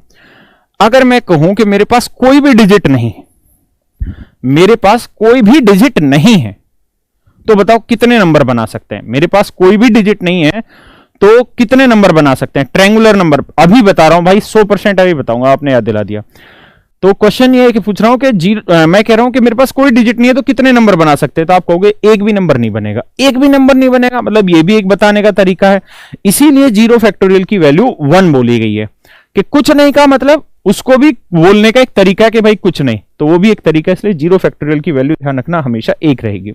अब आप याद क्या करें, आप याद ये करेंगे कि 2 factorial, 3 factorial, 4 factorial, 5 factorial, 6 factorial, 7 factorial, 8 factorial, ये सारी वैल्यूज आप याद कर लेंगे, बड़ी काम आनी है आपको एग्जाम में। क्लियर है, बहुत काम आनी है ये चीजें, तो मुझे पूरी उम्मीद है आप ये चीजें याद कर लेंगे। अब एक छोटी सी थ्योरम है जिसको बोलते हैं विल्सन थ्योरम। यूपी कांस्टेबल में उससे एक क्वेश्चन आ रखा था, तो उसको समझ लेते हैं, फिर मैं वापसी वहीं आता हूं 2011 और 2012 में जहां हम चल रहे थे रिमाइंडर थ्योरम में। तो एक अंग्रेज थे, उनकी घरवाली का नाम होगा विल्सन, है ना, औरतों का नाम है, तो उसने अपने घरवाली के नाम पे एक थ्योरम बना दी। तो भैया उस विल्सन को समझ लेते हैं, क्या थी विल्सन थ्योरम। तो मेरे बच्चों, विल्सन थ्योरम ये कहती है कि अगर P कोई प्राइम नंबर है, अगर P कोई प्राइम नंबर है, P is a prime number, and what is prime number. Prime number क्या होता है, तो प्राइम नंबर ऐसे नंबर होते हैं, प्राइम नंबर ऐसे नंबर होते हैं, प्राइम नंबर ऐसे नंबर होते हैं जिनके केवल और केवल 2 ही फैक्टर होते हैं। एक बच्चा कह रहा है n² + 48, विकास भाई उसको भी करा देता हूं, आज पक्का कराता हूं, ठीक है। n² + 48 पक्का करा देता हूं अभी, ठीक है। वैसे मुझे स्क्वायर में कराना है, इसीलिए मैंने वहां नहीं कराया था। तो ऐसे नंबर जिनके केवल 2 ही फैक्टर हो प्राइम नंबर कहलाते हैं। तो अगर P - 1 फैक्टोरियल, ध्यान रखना ये फैक्टोरियल का ही साइन है, कभी कुछ और समझ लो, उल्टा एल समझ लो, ठीक है जी। तो दोस्तों मैं कहना आपको ये चाह रहा हूं, उल्टा एल मतलब ऐसे मत समझना। तो ये P - 1 फैक्टोरियल, तो अगर P कोई प्राइम नंबर है और P - 1 फैक्टोरियल को अगर आप P से डिवाइड कर रहे हैं, है ना, P - 1 फैक्टोरियल को फैक्टोरियल में ऐसे भी बना सकता हूं, इसको अगर मैं P से डिवाइड कर रहा हूं तो रिमाइंडर हमेशा ही P - 1 आएगा, हमेशा ही रिमाइंडर P - 1 आएगा। आप इसे P - 1 कह लें या 1 कह लें, क्लियर है, सॉरी -1 कह लें, क्योंकि दोनों एक ही बात है, दोनों एक ही चीज है। क्लियर है, क्या मतलब है समझाता हूं। देखो दोस्तों, मैं एक छोटा सा क्वेश्चन लेता हूं, मैं आपको ये कहूं कि बेटा 28 फैक्टोरियल को 29 से डिवाइड करिए, ये जो साइन है ये फैक्टोरियल का। 28 फैक्टोरियल को 29 से भाग दीजिए। राहुल डाउट है सर, बताइए क्या डाउट है। आवाज मिसमैच हो रही है। नितिन, नहीं ऐसा नहीं होना चाहिए, पंची -9। तो कह रहा है कि भाई 28 फैक्टोरियल को 29 से भाग दीजिए, शेषफल बताइए क्या है। सुनील, मेरा कमेंट नहीं जाता है, जाता है भाई तेरा भी कमेंट। तो 28 फैक्टोरियल को 29 से भाग देंगे तो शेषफल क्या आएगा। तो अभी एक तरीका बताया कि P अगर एक प्राइम नंबर है और P - 1 फैक्टोरियल को P से डिवाइड कर रहे हैं, तो रिमाइंडर आप P - 1 भी लिख सकते हैं और -1 भी लिख सकते हैं। मतलब क्या हुआ कि ये 29 है तो 29 - 28 है, हाँ है ना, 29 - 28, तो इसका रिमाइंडर डायरेक्ट आप 28 लिख सकते हैं। P - 1 फैक्टोरियल को P से डिवाइड करेंगे तो सीधा आंसर P - 1 होगा। आप कहेंगे फिर -1 क्यों बोला, -1 इसलिए बोला कि आप चाहे थे हम -1 भी लिख सकते हैं। अब प्लस कैसे बनाएंगे, तो 29 में से 1 गया 28। क्लियर है दोस्तों। अब इसका पेपर में क्या क्वेश्चन आया वो भी समझा देता हूं। पेपर में क्वेश्चन दिया यूपी कांस्टेबल में, क्योंकि यूपी कांस्टेबल में कुछ भी दे देते हैं। 2 क्वेश्चन दिए थे, एक फर्मेट्स थ्योरम से क्वेश्चन दिया था और एक विल्सन थ्योरम से क्वेश्चन दिया था। और ये सारी चीजें मैंने आज से 4 साल पहले ही यूट्यूब पे पढ़ा दी थी। देखिए विल्सन थ्योरम क्या थी, तो मैंने समझा दिया कि p अगर कोई प्राइम नंबर है और p माइनस 1 फैक्टोरियल को p से डिवाइड कर रहे हो, p एक प्राइम नंबर है, अभाज्य संख्या है, तो शेषफल सदैव ही p माइनस 1 आएगा। अब दोस्तों क्वेश्चन ये दे रखा था कि 102 फैक्टोरियल को 103 से भाग देना था। ये फैक्टोरियल का ही साइन है, 102 फैक्टोरियल को 103 से भाग देना था, तो शेषफल क्या आएगा। तो आपने देखा कि 103 प्राइम नंबर है, हमने 2-3 दिन लगातार प्राइम नंबर पढ़ा, याद भी हो गया होगा। मैंने कहा भी था कि 3 अंकों का सबसे छोटा ट्विन प्राइम नंबर कौन सा होता है, तो 101 और 103, 101 एंड 103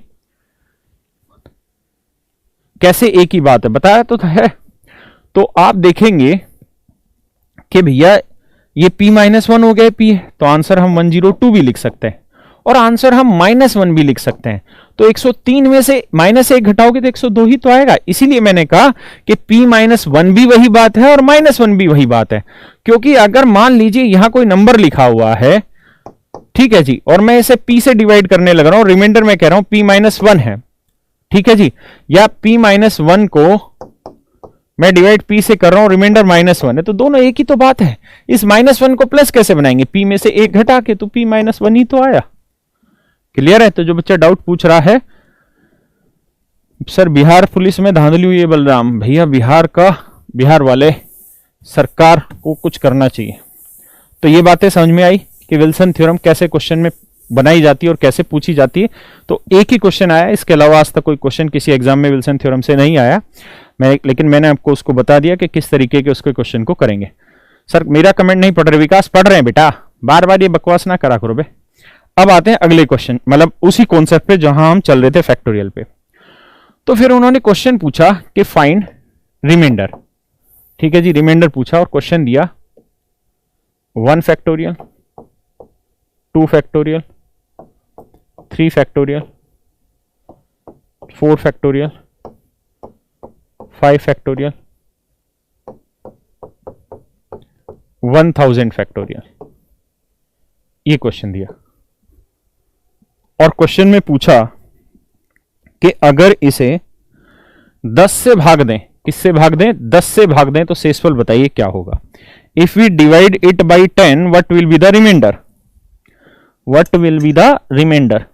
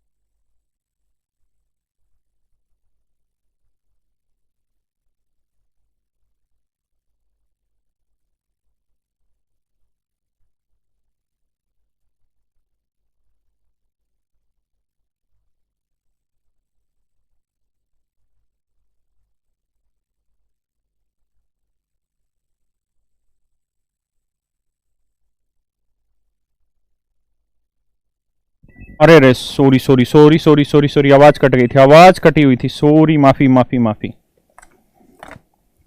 सॉरी भाई, मेरे से माइक बंद हो गया था, माफी। ट्रायंगुलर नंबर में भी नहीं आई होगी ना आवाज।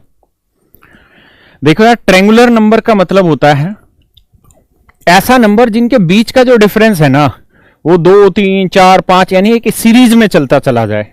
ठीक है, नेचुरल नंबर की सीरीज में आगे बढ़ता चला जाए। जैसे एक और, अब आवाज आ रही है सबको? मेरे से गलती होगी, ध्यान नहीं रहा, सॉरी कि माइक बंद हो गया था। तो 1 और 3 का डिफरेंस 2, 3 और 6 का डिफरेंस 3, 6 और 10 का डिफरेंस 4, 10 और 15 का डिफरेंस 5, 15 और 21 का डिफरेंस 6, 21 और 28 का डिफरेंस 7। यानी ऐसे नंबर की सीरीज जिनके बीच का जो डिफरेंस है वो एक नेचुरल नंबर में आगे बढ़ता चला जाए, 7 के बाद 8 डिफरेंस, 8 का 9 डिफरेंस। तो अगर ऐसा डिफरेंस क्रिएट करने वाली कोई सीरीज है तो उसको हम बोलते हैं बच्चे क्या? Triangular number. ठीक है, मैं आपको ये कह रहा था कि यार आज तक इससे कोई सवाल बना नहीं, कोई अगर कह रहा है कि पेपर में सवाल आया तो गलत बात हो रही है। ठीक है, ट्रायंगुलर नंबर क्या होता है वो अब आपको पता भी चल गया। अगर कोई क्वेश्चन आया भी है तो आप इस तरीके से इसको कर भी लेंगे। ठीक है जी, पक्का। कैसे ध्यान रखेंगे कि इनके बीच का डिफरेंस हमेशा ही नेचुरल नंबर बनना चाहिए, 2, 3, 4, 5, 6, 7, 8, 9, 10 इस तरह से। ठीक है, पक्की बात है। अब हम आ जाते हैं वहीं पे। मैं ये कह रहा था कि यार एक फैक्टोरियल है, एक फैक्टोरियल को 10 से भाग देने 2 तरीके हैं। आप एक से छोटा नंबर ले सकते हैं 0 तो +1 रिमाइंडर आया, एक से बड़ा ले सकते हैं 10 तो -9 रिमाइंडर आया।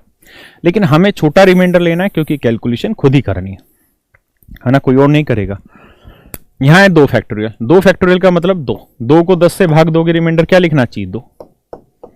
ये है 3, 3 फैक्टोरियल की मतलब 6, अभी तो लिखवाया था 3 फैक्टोरियल मतलब 3 गुना 2 गुना 1। 6 को 10 से भाग दोगे तो आप चाहो तो 0 देखोगे तो +6 भी लिख सकते हो, और 6 से बड़ा नंबर जो 10 से एग्जैक्ट डिवाइड हो 10 तो -4 भी लिख सकते हो। तो छोटे वाला लिखो, प्लस माइनस से कोई फर्क नहीं पड़ता। ठीक है जी, अब आते हैं 4 फैक्टोरियल। 4 फैक्टोरियल की वैल्यू होती है 24। ठीक है जी, 24 को 10 से भाग दोगे रिमाइंडर लिख देंगे +4। अब आते हैं 5 फैक्टोरियल। 5 फैक्टोरियल का मतलब होता है 120। 120 को 10 से भाग दोगे तो आप देख रहे हैं एग्जैक्ट कट जा रहा है। अगर एग्जैक्ट कटने लग रहा है तो इसका मतलब शेषफल 0 आएगा। और ये एग्जैक्ट कट क्यों जा रहा है? इसलिए क्योंकि 5 फैक्टोरियल का मतलब बनता है 5 गुना 4 गुना 3 गुना 2 गुना 1, और 10 5 और 2 दोनों से कट जा रहा है, 2 से और 5 से मिलके 10 कट जा रहा है, इसलिए शेषफल 0 आ रहा है। अगर कोई नंबर एग्जैक्ट कट गया तो शेषफल क्या आएगा? 0। अब मैं कहूं मेरे दोस्तों ऐसे ही आगे 6 फैक्टोरियल लिखाओ, ऐसे ही आगे 7 फैक्टोरियल लिखाओ, तो उनका क्या शेषफल आएगा भाई? तो मेरे भाई जैसे हमने ये किया है ऐसे ही अगर हम 6 फैक्टोरियल लिखना चाहें तो 6 फैक्टोरियल में क्या आएगा? यहां 6 आ जाएगा, हाँ है ना। लेकिन वहां पे भी सेम यही कहानी होगी क्या कि 6 फैक्टोरियल 6 गुना 5 गुना 3 4 गुना 3 गुना 2 गुना 1 होगा, 10 से भाग दोगे तो 5 और 2 फिर कट जाए, तो 5 और 2 फिर कट जाएगा, तो रिमाइंडर क्या आएगा? 0 आ जाएगा। ऐसे ही 7 फैक्टोरियल लेके चलेंगे तो 7 गुना 6 गुना 5 गुना ये आ जाएगा, फिर 5 और 2 कट जाएगा। यानी ये मतलब बना कि 5 फैक्टोरियल से आगे हर फैक्टोरियल में 5 और 2 तो एज ए फैक्टर रहेंगे ही रहेंगे, और 5 और 2 आपस में सोल्व होके किसको काट देंगे? 10 को काट देंगे। इसका मतलब यहां से रिमाइंडर आगे क्या आएगा? 0। यानी एक बार शेषफल 0 आना शुरू हो गया तो आगे हर फैक्टोरियल पे शेषफल क्या आता चला जाएगा?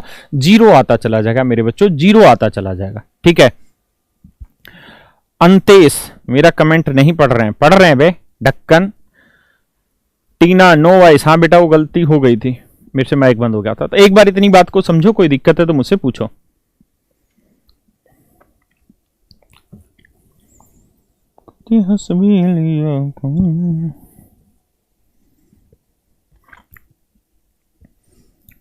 चलिए मेरे दोस्तों, अब हमें कुछ नहीं करना भैया, इनको जोड़ देना।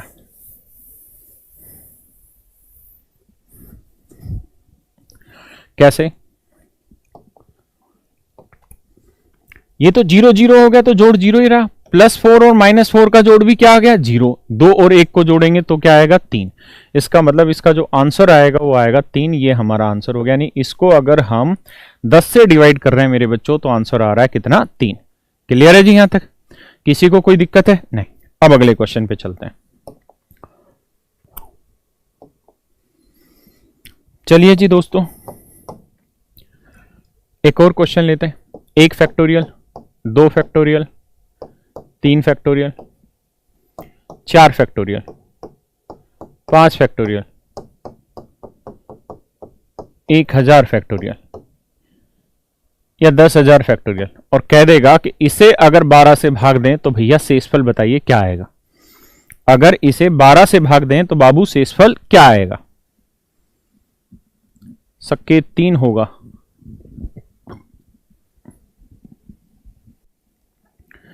अब तो माइक ऑन है, फिर काहे को कमेंट कर रहे हो।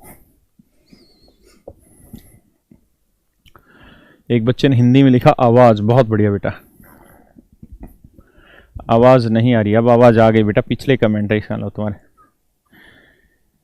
सर टाइमिंग दिन का रखो, क्यों रात को दारू पीता है। टाइमिंग दिन का रखे ढक्कन, दिन का भी रख देंगे टाइमिंग, सारे एग्री होने चाहिए। अभी तो पढ़ो। देखिए दोस्तों, कहानी ये है, अभी बाकी चीजों में ध्यान ना लगाओ।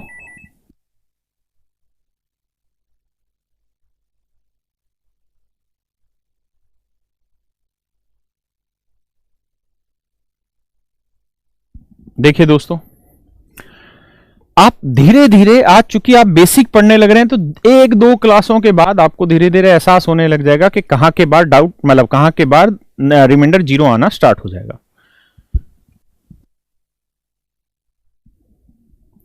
तो क्या करना है दोस्तों, 1 फैक्टोरियल की वैल्यू 1 को 12 से जब डिवाइड करोगे मेरे बच्चों, 1 को जब 12 से डिवाइड करोगे तो रिमाइंडर 1 ही लिखोगे। 2 फैक्टोरियल 2 को भी 12 से भाग दोगे 2, क्यों? क्योंकि 2 फैक्टोरियल का मतलब 2 गुना 1 होता है, यानी 2 को 12 से भाग दोगे तो 0 एग्जैक्ट डिवाइड होगा तो +2 आएगा, और माइनस में जाएंगे तो -10। ये छोटा है, ये लिखना है। 3 फैक्टोरियल का मतलब 6 को 12 से भाग दोगे, शेषफल क्या लिखना चाहिए? 6। 4 फैक्टोरियल की वैल्यू 24, क्योंकि 4 गुना 3 गुना 2 गुना 1, 12 से भाग दोगे तो 12 दूनी 24, एग्जैक्ट कट गया, रिमाइंडर आ गया 0। और एक बार 0 आ गया तो सोच लीजिए कि आगे हर एक पे शेषफल क्या आना है मेरे बच्चों? 0 आना। आगे हर एक पे शेषफल 0 आना है। तो इनको जोड़ेंगे तो 1 और 2 3 और 6 9, तो आंसर क्या आ गया मेरे भाई? 9 आ गया। शेषफल आ गया 9। भाई अगर 12 से छोटा है और प्लस में है तो वही हमारा आंसर हो गया। क्लियर है जी? पक्की बात है, कोई दिक्कत यहां तक नहीं। सीडीएस में एक बार ये सवाल पूछा था, क्या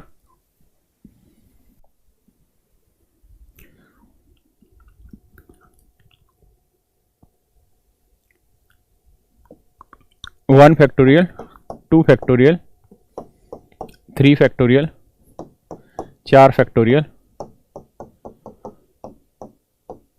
1000 factorial, which of the following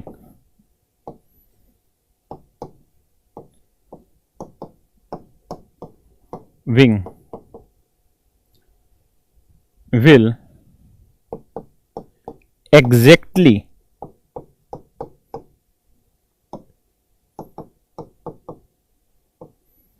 the above expression?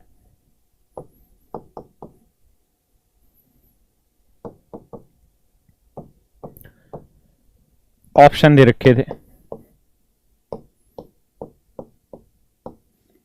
12, 10, 9, 8, ये 4 ऑप्शन दे रखे थे दोस्तों, और पूछा था कि बताइए इनमें से ये किससे पूर्णतः भाग हो जाएगा। ये ऊपर लिखा हुआ एक्सप्रेशन किससे पूर्णतः भाग हो जाएगा। तो देखिए यार, ये सीडीएस 2014 का क्वेश्चन है, और जो बच्चे सीडीएस की तैयारी कर रहे हैं, जो स्पेशली सीडीएस पे मोटिवेटेड हैं, वो जो मैं पढ़ा रहा हूं उसको पढ़ते चले जाइए। उनके लिए मैं एक अलग से वीडियो बनाऊंगा ताकि उनसे हम और अच्छे से जुड़ पाए चीजों को लेके। ठीक है, अभी जो पढ़ा रहा हूं बस इसको पढ़ते चले जाना। तो देखो यार दोस्तों, क्वेश्चन ये था कि बताइए इनमें से किससे एग्जैक्ट डिवाइड होगा। तो हमने 12 से करके देख लिया, नहीं हो रहा, 10 से करके देखा रिमाइंडर आया, 12 से भी देखा रिमाइंडर आया। आप कहें हमें वहां थोड़ी पता चलेगा, बिल्कुल, लेकिन सीडीएस में 1.25 मिनट से भी ऊपर का समय मिलता है। हाँ, सीडीएस में 1.25 मिनट से भी ऊपर का समय मिलता है। तो बेसिकली यहां वो एटलीस्ट 3 क्वेश्चन दे गया कि भाई पहले तुम 12 से चेक करो, फिर 10 से चेक करो, फिर 9 से चेक करो, हाँ या ना। लेकिन धीरे धीरे जब प्रैक्टिस कर रहे होंगे तो हमें चीजों का पता चल जाएगा। ठीक है, तो यहां पे हमने पहले से चेक कर रखा है, 12 से डिवाइड होकर रिमाइंडर आ रहा था, 10 से डिवाइड होकर भी रिमाइंडर आने लग रहा था। अब मैं चेक करूंगा 9 से कि 9 से डिवाइड होता है या नहीं होता। तो देखिए दोस्तों, ध्यान से मेरी बात को तीनों से करके देखना पड़ेगा, क्योंकि अगर 3 से सेटिस्फाई नहीं हुआ तो चौथा ही फिर आंसर है। तो अगर आप इसे 9 से डिवाइड करेंगे, अब धीरे धीरे प्रैक्टिस करते करते आपको समझ में आना चाहिए कि 9 किससे कट सकता है। तो 9 कट सकता है 6 से, क्योंकि 6 फैक्टोरियल में आता है 6 गुना 5 गुना 4 गुना 3 गुना 2 गुना 1। क्यों भाई? इसलिए क्योंकि 9 के अंदर 2 बार 3 मौजूद है, तो एक 3 तो 3 से कट जाएगा और एक 3 6 में है। तो काटना चाहे तो 3 एकम 3, 3 तिया 9, 3 दूनी 6, एग्जैक्ट डिवाइड हो गया। अगर नीचे की चीज पूरी कट गई तो शेषफल आएगा 0। अगर मैं आपको कहूं कि भैया 15 गुना, बताओ यार ये वाला नंबर क्या 12 से कट जाएगा पूर्णतः? तो तरीका क्या होगा, हम इसे काटेंगे 4 चौक 16, 4 तिये 12, फिर 3 5 15। तो अगर ये नीचे वाली चीज कट के 1 बच गई तो इसका मतलब ये एक्सप्रेशन पूरी तरह डिवाइड होने लग रहा है। तो हमें ये धीरे धीरे प्रैक्टिस से समझ में आएगी चीजें कि भैया 9 है तो 9 के अंदर 2 बार 3 आ रहा है ना, तो एक 3 तो इससे कटेगा, एक 6 से कटेगा, नहीं 6 फैक्टोरियल तक हमें जाना पड़ेगा। और 6 फैक्टोरियल के बाद की जो वैल्यू होंगी उनसे रिमाइंडर आना 0 स्टार्ट हो जाएगा। उससे पहले देखना, तो एक का मतलब एक ही रखो, 2 फैक्टोरियल का मतलब 2, 2 को 9 से भाग दोगे 2, 3 फैक्टोरियल का मतलब 6, 6 को 9 से भाग दोगे -3 लिख लो, आसान है लिखना। 4 फैक्टोरियल यानी 24, 24 को 9 से भाग दोगे 9 तिया 27, -3 लिख लो, इट इज मच इजियर। फिर लिखोगे क्या 5 फैक्टोरियल, 5 फैक्टोरियल होता है भाई 120, 120 को 9 से भाग दोगे तो भाई तुम्हें तो भाग देना आता ही है ना। तो 9 से भाग दोगे, 9 एकम 9, कितना बचा 3, 9 तिया 27, कितना बचा +3। अब आप इन सबको जोड़ लो, आगे तो सारा ही 0 आ रहा है, वैसे इसको जोड़ना है 2 और 1 3, -3 से कट गया, -3 +3 से कट गया, तो रिमाइंडर क्या है 0। इसका मतलब ये वाला एक्सप्रेशन 9 से पूर्णतः भाग हो जाता है, 9 से पूर्णतः भाग हो जाता है। क्या आप सब लोगों को मेरी आवाज आ रही है समझ में सही से? ठीक है, बहुत बढ़िया। अब आगे बढ़ते हैं चीजों को लेके। अब आगे इसी चीज को एफसीआई में उठाया और वहां एफसीआई नहीं सॉरी आईबी में उसने चीजों को उठाया और वहां से उसने चीजों को पूरी तरीके से बदल दिया। कैसे बदला समझाता हूं। क्वेश्चन दिया, व्हाट इज द यूनिट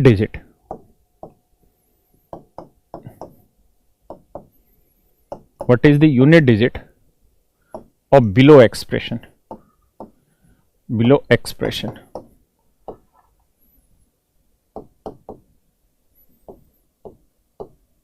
ये जो मैं क्वेश्चन करा रहा हूं ये एफसीआई का है, साथ के साथ आईबी में भी इसी तरीके के 3-4 क्वेश्चन आने शुरू हुए थे। आईबी हर साल अपना एग्जाम कंडक्ट कराता है, चुपचाप से वैकेंसी आती है, चुपचाप से सिलेक्शन भी हो जाता है। फिर जिनका सिलेक्शन होता है वो जीवन भर चुपचाप ही रहते हैं, क्योंकि आईबी का काम यही होता है ना, धा-धू नहीं कर सकते हो मार्केट में कि मेरा सिलेक्शन हो गया। देखिए, तो पूछा ये था what is the unit digit of below expression, नीचे लिखे एक्सप्रेशन का इकाई अंक क्या होगा। क्वेश्चन था 1 factorial, 2 factorial, 3 factorial, 4 factorial, 5 factorial and 1000 factorial. ये हमारा क्वेश्चन था। क्लियर है दोस्तों? बहुत प्यारा क्वेश्चन था। और यहां ये कहानी है 2012 में, ये कहानी है 2012 की। यहां से चीजें बदलनी शुरू हुई और यहां से धीरे धीरे रिमाइंडर थ्योरम ने उठना शुरू किया और यहां से बढ़िया बढ़िया क्वेश्चन पूछने शुरू किए। ऐसे पूछ लेने लगा आईबी में कि इसके आखिरी 2 अंक बताओ, आखिरी 3 अंक बताओ, ऐसे क्वेश्चन आने लगे। 2 अंक तक गया था। तो देखिए कैसे करें इन क्वेश्चन को, ध्यान देना। अब रिमाइंडर थ्योरम से इसका एक कॉन्सेप्ट निकलता है, उस कॉन्सेप्ट को समझते हैं। मेरे बच्चों एक बात बताओ, ये कोई मैंने नंबर लिखा 5 7 3 2 9 6 और मैं इसे आपको कहूं कि बेटा इसे 10 से भाग दो।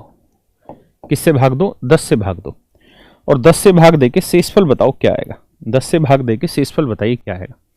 तो आप भाग देंगे, आप कहेंगे 10 5 50, 7 बचा, समझ रहे हैं ना। फिर 3 उतारेंगे, फिर 10 7 70, 3 बचा, फिर 30 आएगा, समझ ना, मतलब सॉरी ये 9 आएगा, तो 10 या 30 आएगा, तो 9 बचा। ऐसे ही चलते चलते चलते चलते आखिरी में शेषफल क्या आ जाएगा? 6। क्यों आ जाएगा 6? क्योंकि हमेशा ये 10 के मल्टीपल में ही चलता चला जाएगा। 50, फिर अगली बार 70, फिर अगली बार 30, फिर अगली बार 90, फिर अगली बार 20 से शेषफल आएगा 6। तो क्या बात यहां से समझ में आई? आपने ये देखा कि अगर हम किसी भी नंबर को 10 से डिवाइड करते हैं, अगर हम किसी भी नंबर को 10 से डिवाइड करते हैं मेरे बच्चों, किसी भी नंबर को 10 से डिवाइड करते हैं, भरत ने आंसर 3 दिया था, वेरी गुड। जितेंद्र ने भी 3। कि अगर हम किसी एक्सप्रेशन को 10 से डिवाइड करते हैं तो जो शेषफल आता है वो हमेशा ही उस नंबर का आखिरी डिजिट होता है। आखिरी डिजिट होता है। क्या होता है? आखिरी एक अंक आता है, यानी यूनिट डिजिट आता है, इकाई का अंक आता है। यानी अगर हमें किसी प्रोडक्ट का, किसी एक्सप्रेशन का अगर यूनिट डिजिट निकालना है, क्या निकालना है मेरे बच्चों? यूनिट डिजिट निकालना है, तो हम उसे 10 से सीधा भाग दे दे, और 10 से भाग दे के जो मेरा शेषफल आएगा वही उसका 100% यूनिट डिजिट होगा। क्लियर है? अगर मैं कहूं कि यार इसे 100 से डिवाइड कर दे, अब बताओ रिमाइंडर क्या आएगा? तो 100 से भाग दोगे तो 500, 73 बचा, फिर 700, फिर 39, फिर 300, फिर 900, तो कुल मिला के शेषफल आएगा 26। यहां क्या देखा आपने? यहां ये देखा कि अगर आप किसी नंबर को 100 से भाग दे रहे हैं तो जो शेषफल आया वो कुछ और नहीं, आखिरी 2 डिजिट आए। अगर आप किसी एक्सप्रेशन को 100 से डिवाइड कर रहे हैं, अगर आप किसी एक्सप्रेशन को 100 से डिवाइड कर रहे हैं तो शेषफल कुछ और नहीं, आखिरी के 2 डिजिट आते हैं। मेरी बात समझे? ऐसे ही मैं अगर किसी नंबर को 1000 से डिवाइड कर दूं, तो 1000 से डिवाइड करेंगे तो शेषफल क्या है? 926। यानी अगर किसी संख्या को 1000 से भाग देंगे तो शेषफल कुछ और नहीं, उस संख्या के आखिरी 3 अंक आएंगे, उस संख्या के आखिरी 3 अंक आएंगे। तो इसका मतलब यह हुआ कि अगर कोई एक्सप्रेशन दे रखा हो, चाहे वो प्रोडक्ट में दे रखा हो या सीधा सीधा नंबर लिख रखा हो, अगर हमें उसके आखिरी कुछ डिजिट निकालने हैं तो उसका एक सीधा तरीका है कि उतनी ही 0 से भाग दे दो। मतलब अगर एक डिजिट निकालना है 10 से भाग दो, अगर 2 डिजिट निकालने हैं आखिरी के 100 से भाग दे दो, अगर आखिरी के 3 अंक निकालने हैं 1000 से भाग दे दो, अगर आखिरी के 4 अंक निकालने हैं तो 10,000 से भाग दे दो। कुल मिला के कॉन्सेप्ट समझ में आया? यानी आखिरी के जितने डिजिट निकालने उतनी 0 से भाग दे दो, सीधा सीधा आपका उत्तर वहां पे नजर आ जाएगा। अब क्या कहानी थी क्वेश्चन में? हमारे क्वेश्चन में यही कहानी थी। कह रहा था बताओ भाई इस एक्सप्रेशन का आखिरी अंक क्या होगा? तो अगर आपको यूनिट डिजिट निकालना है तो इसका एक सबसे आसान तरीका है कि आप इसको 10 से डिवाइड कर दें। किससे डिवाइड कर दें मेरे बच्चों? 10 से डिवाइड कर दें। किससे भाग दे दें? 10 से भाग दे दें।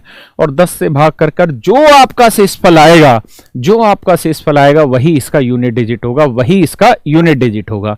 तो आप इसे 10 से भाग देना मेरे बच्चों, शेषफल आएगा 3। आप कहें कैसे? हमने भाग देना सीखा है ना, करना ही पड़ेगा, ऐसा नहीं कि नहीं।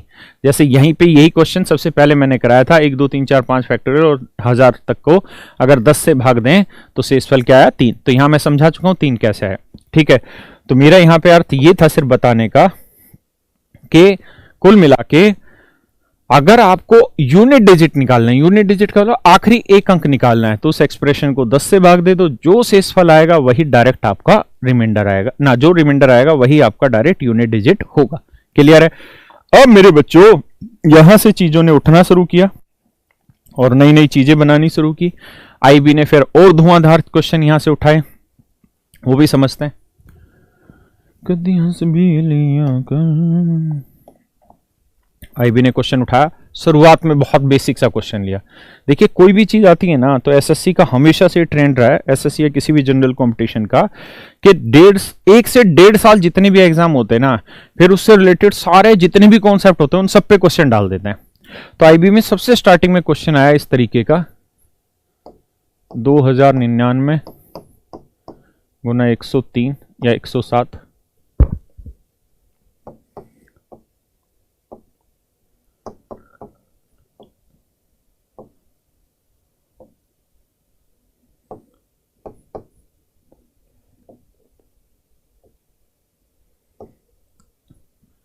और क्वेश्चन पूछा फाइंड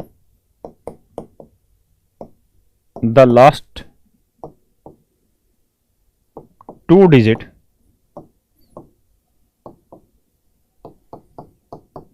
ऑफ अबव एक्सप्रेशन। ऊपर लिखे एक्सप्रेशन के ऊपर लिखे एक्सप्रेशन के आखिरी दो अंक बताने हैं। ऊपर लिखे एक्सप्रेशन के आखिरी दो डिजिट बताने, आखिरी दो अंक बताने हैं। तो करो दोस्तों, देना।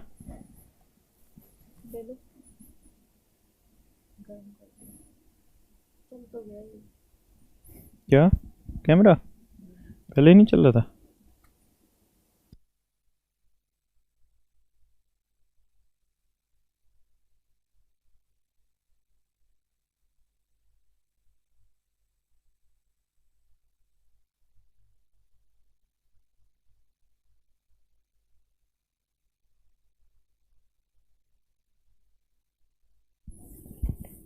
देखिए दोस्तों, कहानी अब यहाँ ये थी कि हमें आखिरी दो डिजिट निकालने थे। तो अब आखिरी दो डिजिट निकालने हैं मेरे बच्चों, तो ज़रूरी ये है कि आखिरी दो डिजिट के लिए हम किससे डिवाइड करें? 100 से।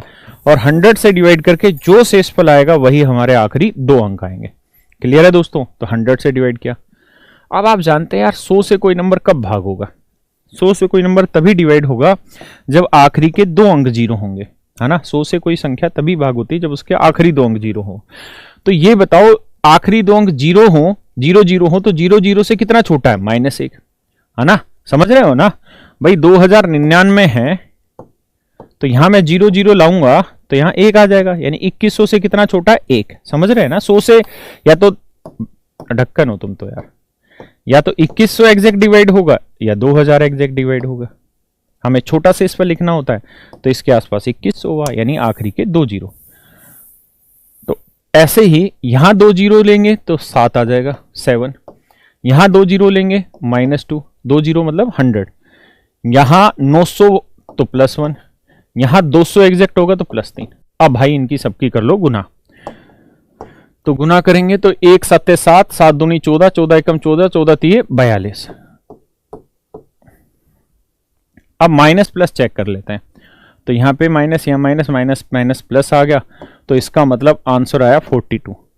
तो 100 से डिवाइड करके जो रिमाइंडर आया वही हमारे आखिरी दो डिजिट है। वही हमारे मेरे बच्चों क्या है? आखिरी दो डिजिट। यानी अगर इस क्वेश्चन में आपसे ये पूछा जाए कि इसके आखिरी दो अंक बताइए, तो आखिरी के दो अंक होंगे 4 और 2, 2 इकाई का अंक होगा और 4 दहाई का अंक होगा। क्लियर है? कुछ ढक्कन होंगे, हम तो सीधी गुना करके निकाल लेंगे। ऐसा नहीं है बेटा, सीधी गुना करके नहीं निकलेगा। ठीक है।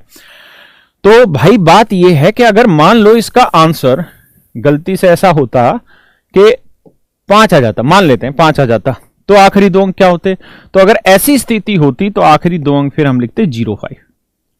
ठीक है। अगर एक ही डिजिट में रिमाइंडर आता तो फिर हम 05 रिमाइंडर लिखते हैं। अभी इस क्वेश्चन का रिमाइंडर आया 42, तो आखिरी के दो अंक होंगे 4 और 2। क्लियर है जी? यहां तक की बात है। अब जी ये कहानियां चलती रही और इसी बीच में एसएससी ने सीपीओ में एक क्वेश्चन दे दिया।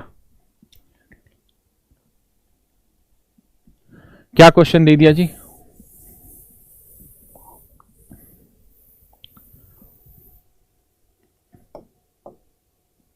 क्वेश्चन ये दे दिया सीपीओ में कि भैया 97, 96, 173,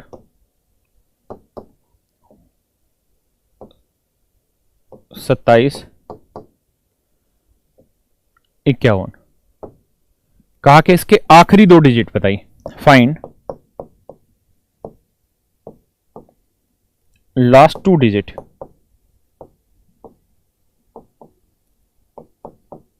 फाइंड लास्ट टू डिजिट, इसके आखिरी दो अंक बताइए क्या होंगे। Find last two digit. एक बच्चा कह रहा है सर नेट खत्म हो गया, कुछ खास करा दीजिए। मेरे भाई चीजें अपने प्रोसेस से चलती हैं, आपके कहने से नहीं चलती है ना। और दूसरी चीज ये कि नेट की दिक्कत तो हर एक चीज के लिए आ रही होगी, तो डाटा पैक ऐसा डलवा लो जिसमें आपको ठीक ठाक डाटा मिल जाए और क्लास के हिसाब का। फालतू की वीडियो कम देखा करो फेसबुक यूट्यूब पे, काम की चीजें देखा करो पे। देखिए, तो हमें इसे किससे डिवाइड करना होगा? 100 से, क्योंकि अगर आखिरी के दो डिजिट चाहिए, अगर लास्ट के दो अंक चाहिए, तो मुझे 100 से डिवाइड करना होगा। और 100 से डिवाइड करके जो रिमाइंडर आएगा वही मेरा डायरेक्ट आंसर आएगा। लेकिन कहानी ये है कि मैं 100 से डिवाइड करूं, यहां तो सही बात है -3 आ गया, यहां -4 आ गया, लेकिन यहां क्या आया? यहां तो -27 आएगा। यहां करूंगा तो +27 आया। यहां देखूंगा तो -49 या 51, इनकी कौन गुना करेगा? ये तो गुना करना बहुत महाभारत का काम हो जाएगा। तो फिर क्या किया जाए? तो भाई फिर एक काम किया जाए, क्या, वो ध्यान से समझिए। कैंसिलेशन फंडा समझते हैं, एक कैंसिलेशन, कि भैया कैंसिलेशन फंडा क्या होता है वो समझते हैं। कहानी ये है दोस्तों, अगर मैं आपसे ये कहूं कि बेटा 36 को 15 से भाग दो, शेषफल बता दो क्या आएगा, तो आप भाग दोगे 15 एकम 15, 15 दूनी 30, शेषफल आया 6। अब मैं आपको कह दूं, क्या कह दूं मैं तुमको कि बेटा ऐसा क्यों करते हो, तुम इसको सिंप्लीफाई क्यों नहीं कर लेते? तो आपको किससे सिंप्लीफाई करो, तो देखो 3 12 36, 3 5 15, यानी किससे सिंप्लीफाई किया? 3 से सिंप्लीफाई किया, तो आया 12/5। यानी अगर मैं 12 को 5 से भाग दूं तो शेषफल क्या आया? तो 5 दूनी 10, शेषफल आया 2। तो आपने एक चीज देखी यहां पे कि अगर हम चीजों को इस तरीके से कैंसिल करते हैं तो शेषफल कुछ और ही आ जाता है। ओरिजिनली 6 था लेकिन कुछ और आ गया। लेकिन अगर किसी स्थिति में ऐसा करना जरूरी हो, अगर किसी स्थिति में ऐसा करना मेरे बच्चे जरूरी हो, तो आप ऐसा कर सकते हैं, लेकिन बस ये ध्यान रखिए जिस नंबर से आपने इसे सिंप्लीफाई किया था उठा के उससे इसे दोबारा गुना कर दीजिए, तो 3 दूनी 6 वही रिमाइंडर आ जाएगा जो ओरिजिनली आपका था। जैसे कुछ और ले लेते हैं, मैं आपको कहूं कि बेटा 45 को 25 से भाग दो, शेषफल बताओ क्या है, तो आप कहोगे 25 से कम 25, 20 शेषफल आया। अब मैं कहूं यार इसे काट दो, कटता है तो किससे काटते हैं जी? 5 × 45, 5 × 5 = 25, तो किससे सिंप्लीफाई किया? 5 से। तो 9 को 5 से भाग देंगे तो 5 एकम 5, शेषफल आया 4। तो आपने अगर सिंप्लीफाई किया तो देखिए रिमाइंडर चेंज हो गया, शेषफल बदल गया, लेकिन फिर भी अगर किसी परिस्थिति में ऐसे काटना पड़े तो जिससे आपने इसे काटा था उससे आखिरी में गुना कर दीजिए, तो 4 5 20 रिमाइंडर आ जाए, वही रिमाइंडर आ जाए। क्लियर है? यानी अगर ऐसा करना पड़े तो आप आखिरी में जिससे सिंप्लीफाई किया उससे गुना कर सकते हैं। अब बात है कि हमें ऐसा क्यों करना पड़े, तो भैया करना इसलिए पड़ता है कि जब आप किसी चीज को भाग देते हैं, जब आप किसी चीज को भाग देते हैं तो नीचे वाला नंबर जितना बड़ा होगा मुसीबतें उतनी बड़ी होगी, है ना? मैं आपको कहूं किसी नंबर को 3 से भाग दें तो बताओ रिमाइंडर क्या क्या आ सकता है? आप कहोगे 0 आ सकता है, 1 आ सकता है, 2 आ सकता है। मैं कहूं किसी नंबर को 20 से भाग दे, रिमाइंडर क्या आ सकता है? तो आप कहोगे 0 1 2 3 4 5 19 तक कितने भी रिमाइंडर आ सकते हैं। तो ज्यादा दिक्कत कहां होगी? यहां होगी। तो हमें हमेशा कोशिश करनी चाहिए कि जिस नंबर से डिवाइड कर रहे हैं वो नंबर छोटे से छोटा हो, क्योंकि ये नंबर जितना छोटा होगा उतने ही शेषफल भी छोटे से छोटे ही आएंगे। तो हमें कोशिश ये करनी है कि 100 को छोटे से छोटा बनाया जाए। कैसे छोटा बनाया जाए? किसी से कट रहा हो तो काटते हैं, तो किससे कट रहा है? 4 से। 24 चौकू 96 और 24 25 100। तो बस आपने जिससे इसे काटा है ये ध्यान रखिए, आखिरी में उसी से आपको गुना करना है जैसे आप काटे। अब आपके लिए जो क्वेश्चन है ना वो दोस्त 100 और 96 बिल्कुल भी नहीं है ना, ऐसा मत सोचना 100 और 96 ये तो खत्म हो गया। अब आपके लिए क्वेश्चन है 25 और यहां 24। तो 25 से कोई नंबर कब डिवाइड होगा? जब या तो आखिरी के 2 अंक 25 हो, 2 5, या 50 5 0 हो, या 7 5 हो, या 0 0, है ना? यही होंगे तभी तो कोई नंबर 25 से डिवाइड होगा। तो ये किसके नजदीक है? 0 0 के -3। ये किसके नजदीक है? 25 के तो -1। ये किसके नजदीक है? 75 के। 73 किसके नजदीक है? 75 के। 75 -2। ये किसके नजदीक है? 25 + 2। ये 50 + 1। अब गुना करते हैं तो 3 दूनी 6 दूनी 12। किसका? माइनस का, क्योंकि माइनस माइनस प्लस माइनस। अब 25 से डिवाइड कर रहे हैं तो रिमाइंडर माइनस तो नहीं आ सकता है, तो 25 में से 12 गया 13, तो आंसर आया 13। लेकिन ये आंसर 13 तब आया जब मैं इसे डिवाइड 25 से कर रहा हूं, जबकि एक्चुअल में तो 100 से कर रहा हूं। तो किससे कैंसिल किया था आपने? 4 से कैंसिल किया था। तो उठा के इसे 4 से मल्टीप्लाई कर दो तो 13 चौकू 52। तो जो हमारा आंसर आएगा वो आ जाएगा मेरे बच्चों 52। क्या आंसर आ जाएगा मेरे बच्चों? 52 आंसर आ जाएगा। क्लियर है जी? कितना आंसर आ जाएगा मेरे बच्चों? 52 आंसर आ जाएगा। बहुत सारे बच्चे ढक्कन होंगे और वो ऐसे सोच रहे होंगे कि हम इसको 4 से मल्टीप्लाई कर देते हैं। नहीं, ये तो हमारा फाइनल रिमाइंडर आया ही नहीं है। फाइनल रिमाइंडर हमेशा प्लस में आता है और इससे छोटा आता है। तो ये फाइनल रिमाइंडर आया, ये हमारा आंसर हो गया। यानी इसके आखिरी जो 2 डिजिट होंगे वो क्या होंगे? 52। एक क्वेश्चन और ले लेते हैं फिर आपको विदा बोलेंगे आज के लिए। देखिए, कभी हंस भी लिया कर।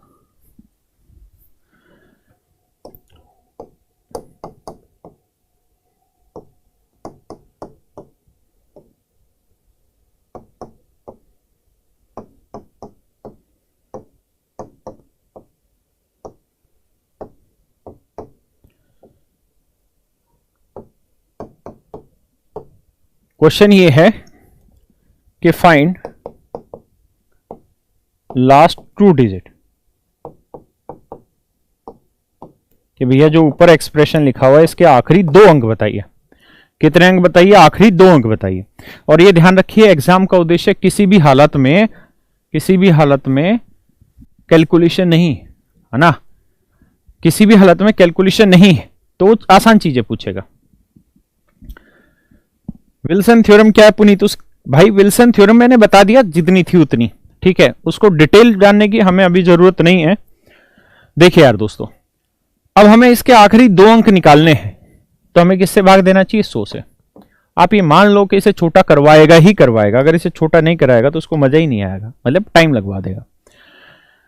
तो देखिए यार, 5 से कट रहा है, 5 20 100, 5 13 65। अब 4 से भी कट रहा है, ये रहा 4 24 96, 4 5 20। अब आपने नोटिस किया कि आपने इसे पहले 4 से काटा, फिर आपने 5 से काटा, कुल मिला के आपने 4 5 20 से सिंप्लीफाई कर दिया। तो आखिरी में जो भी आंसर आएगा उसे 20 से आपको मल्टीप्लाई करना होगा।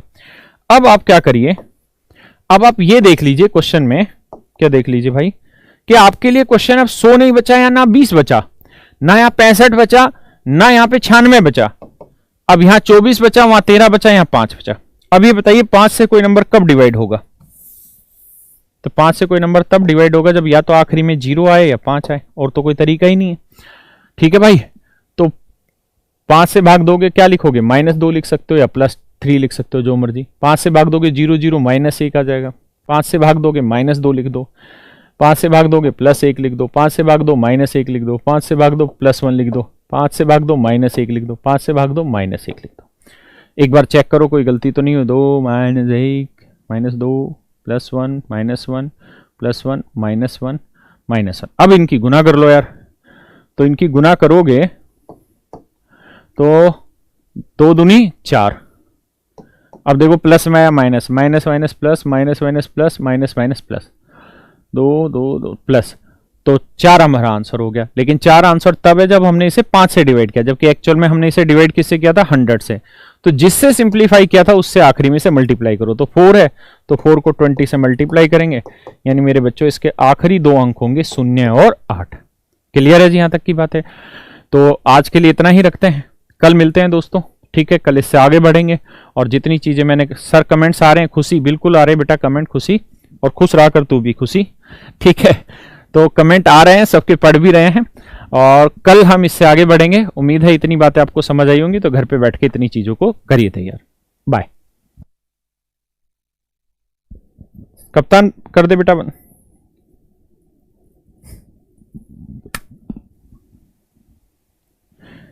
रुपेश, मेरा कमेंट काहे नहीं देखते हैं? देखते हैं बे यार, क्यों क्या काहे नहीं देखते हो?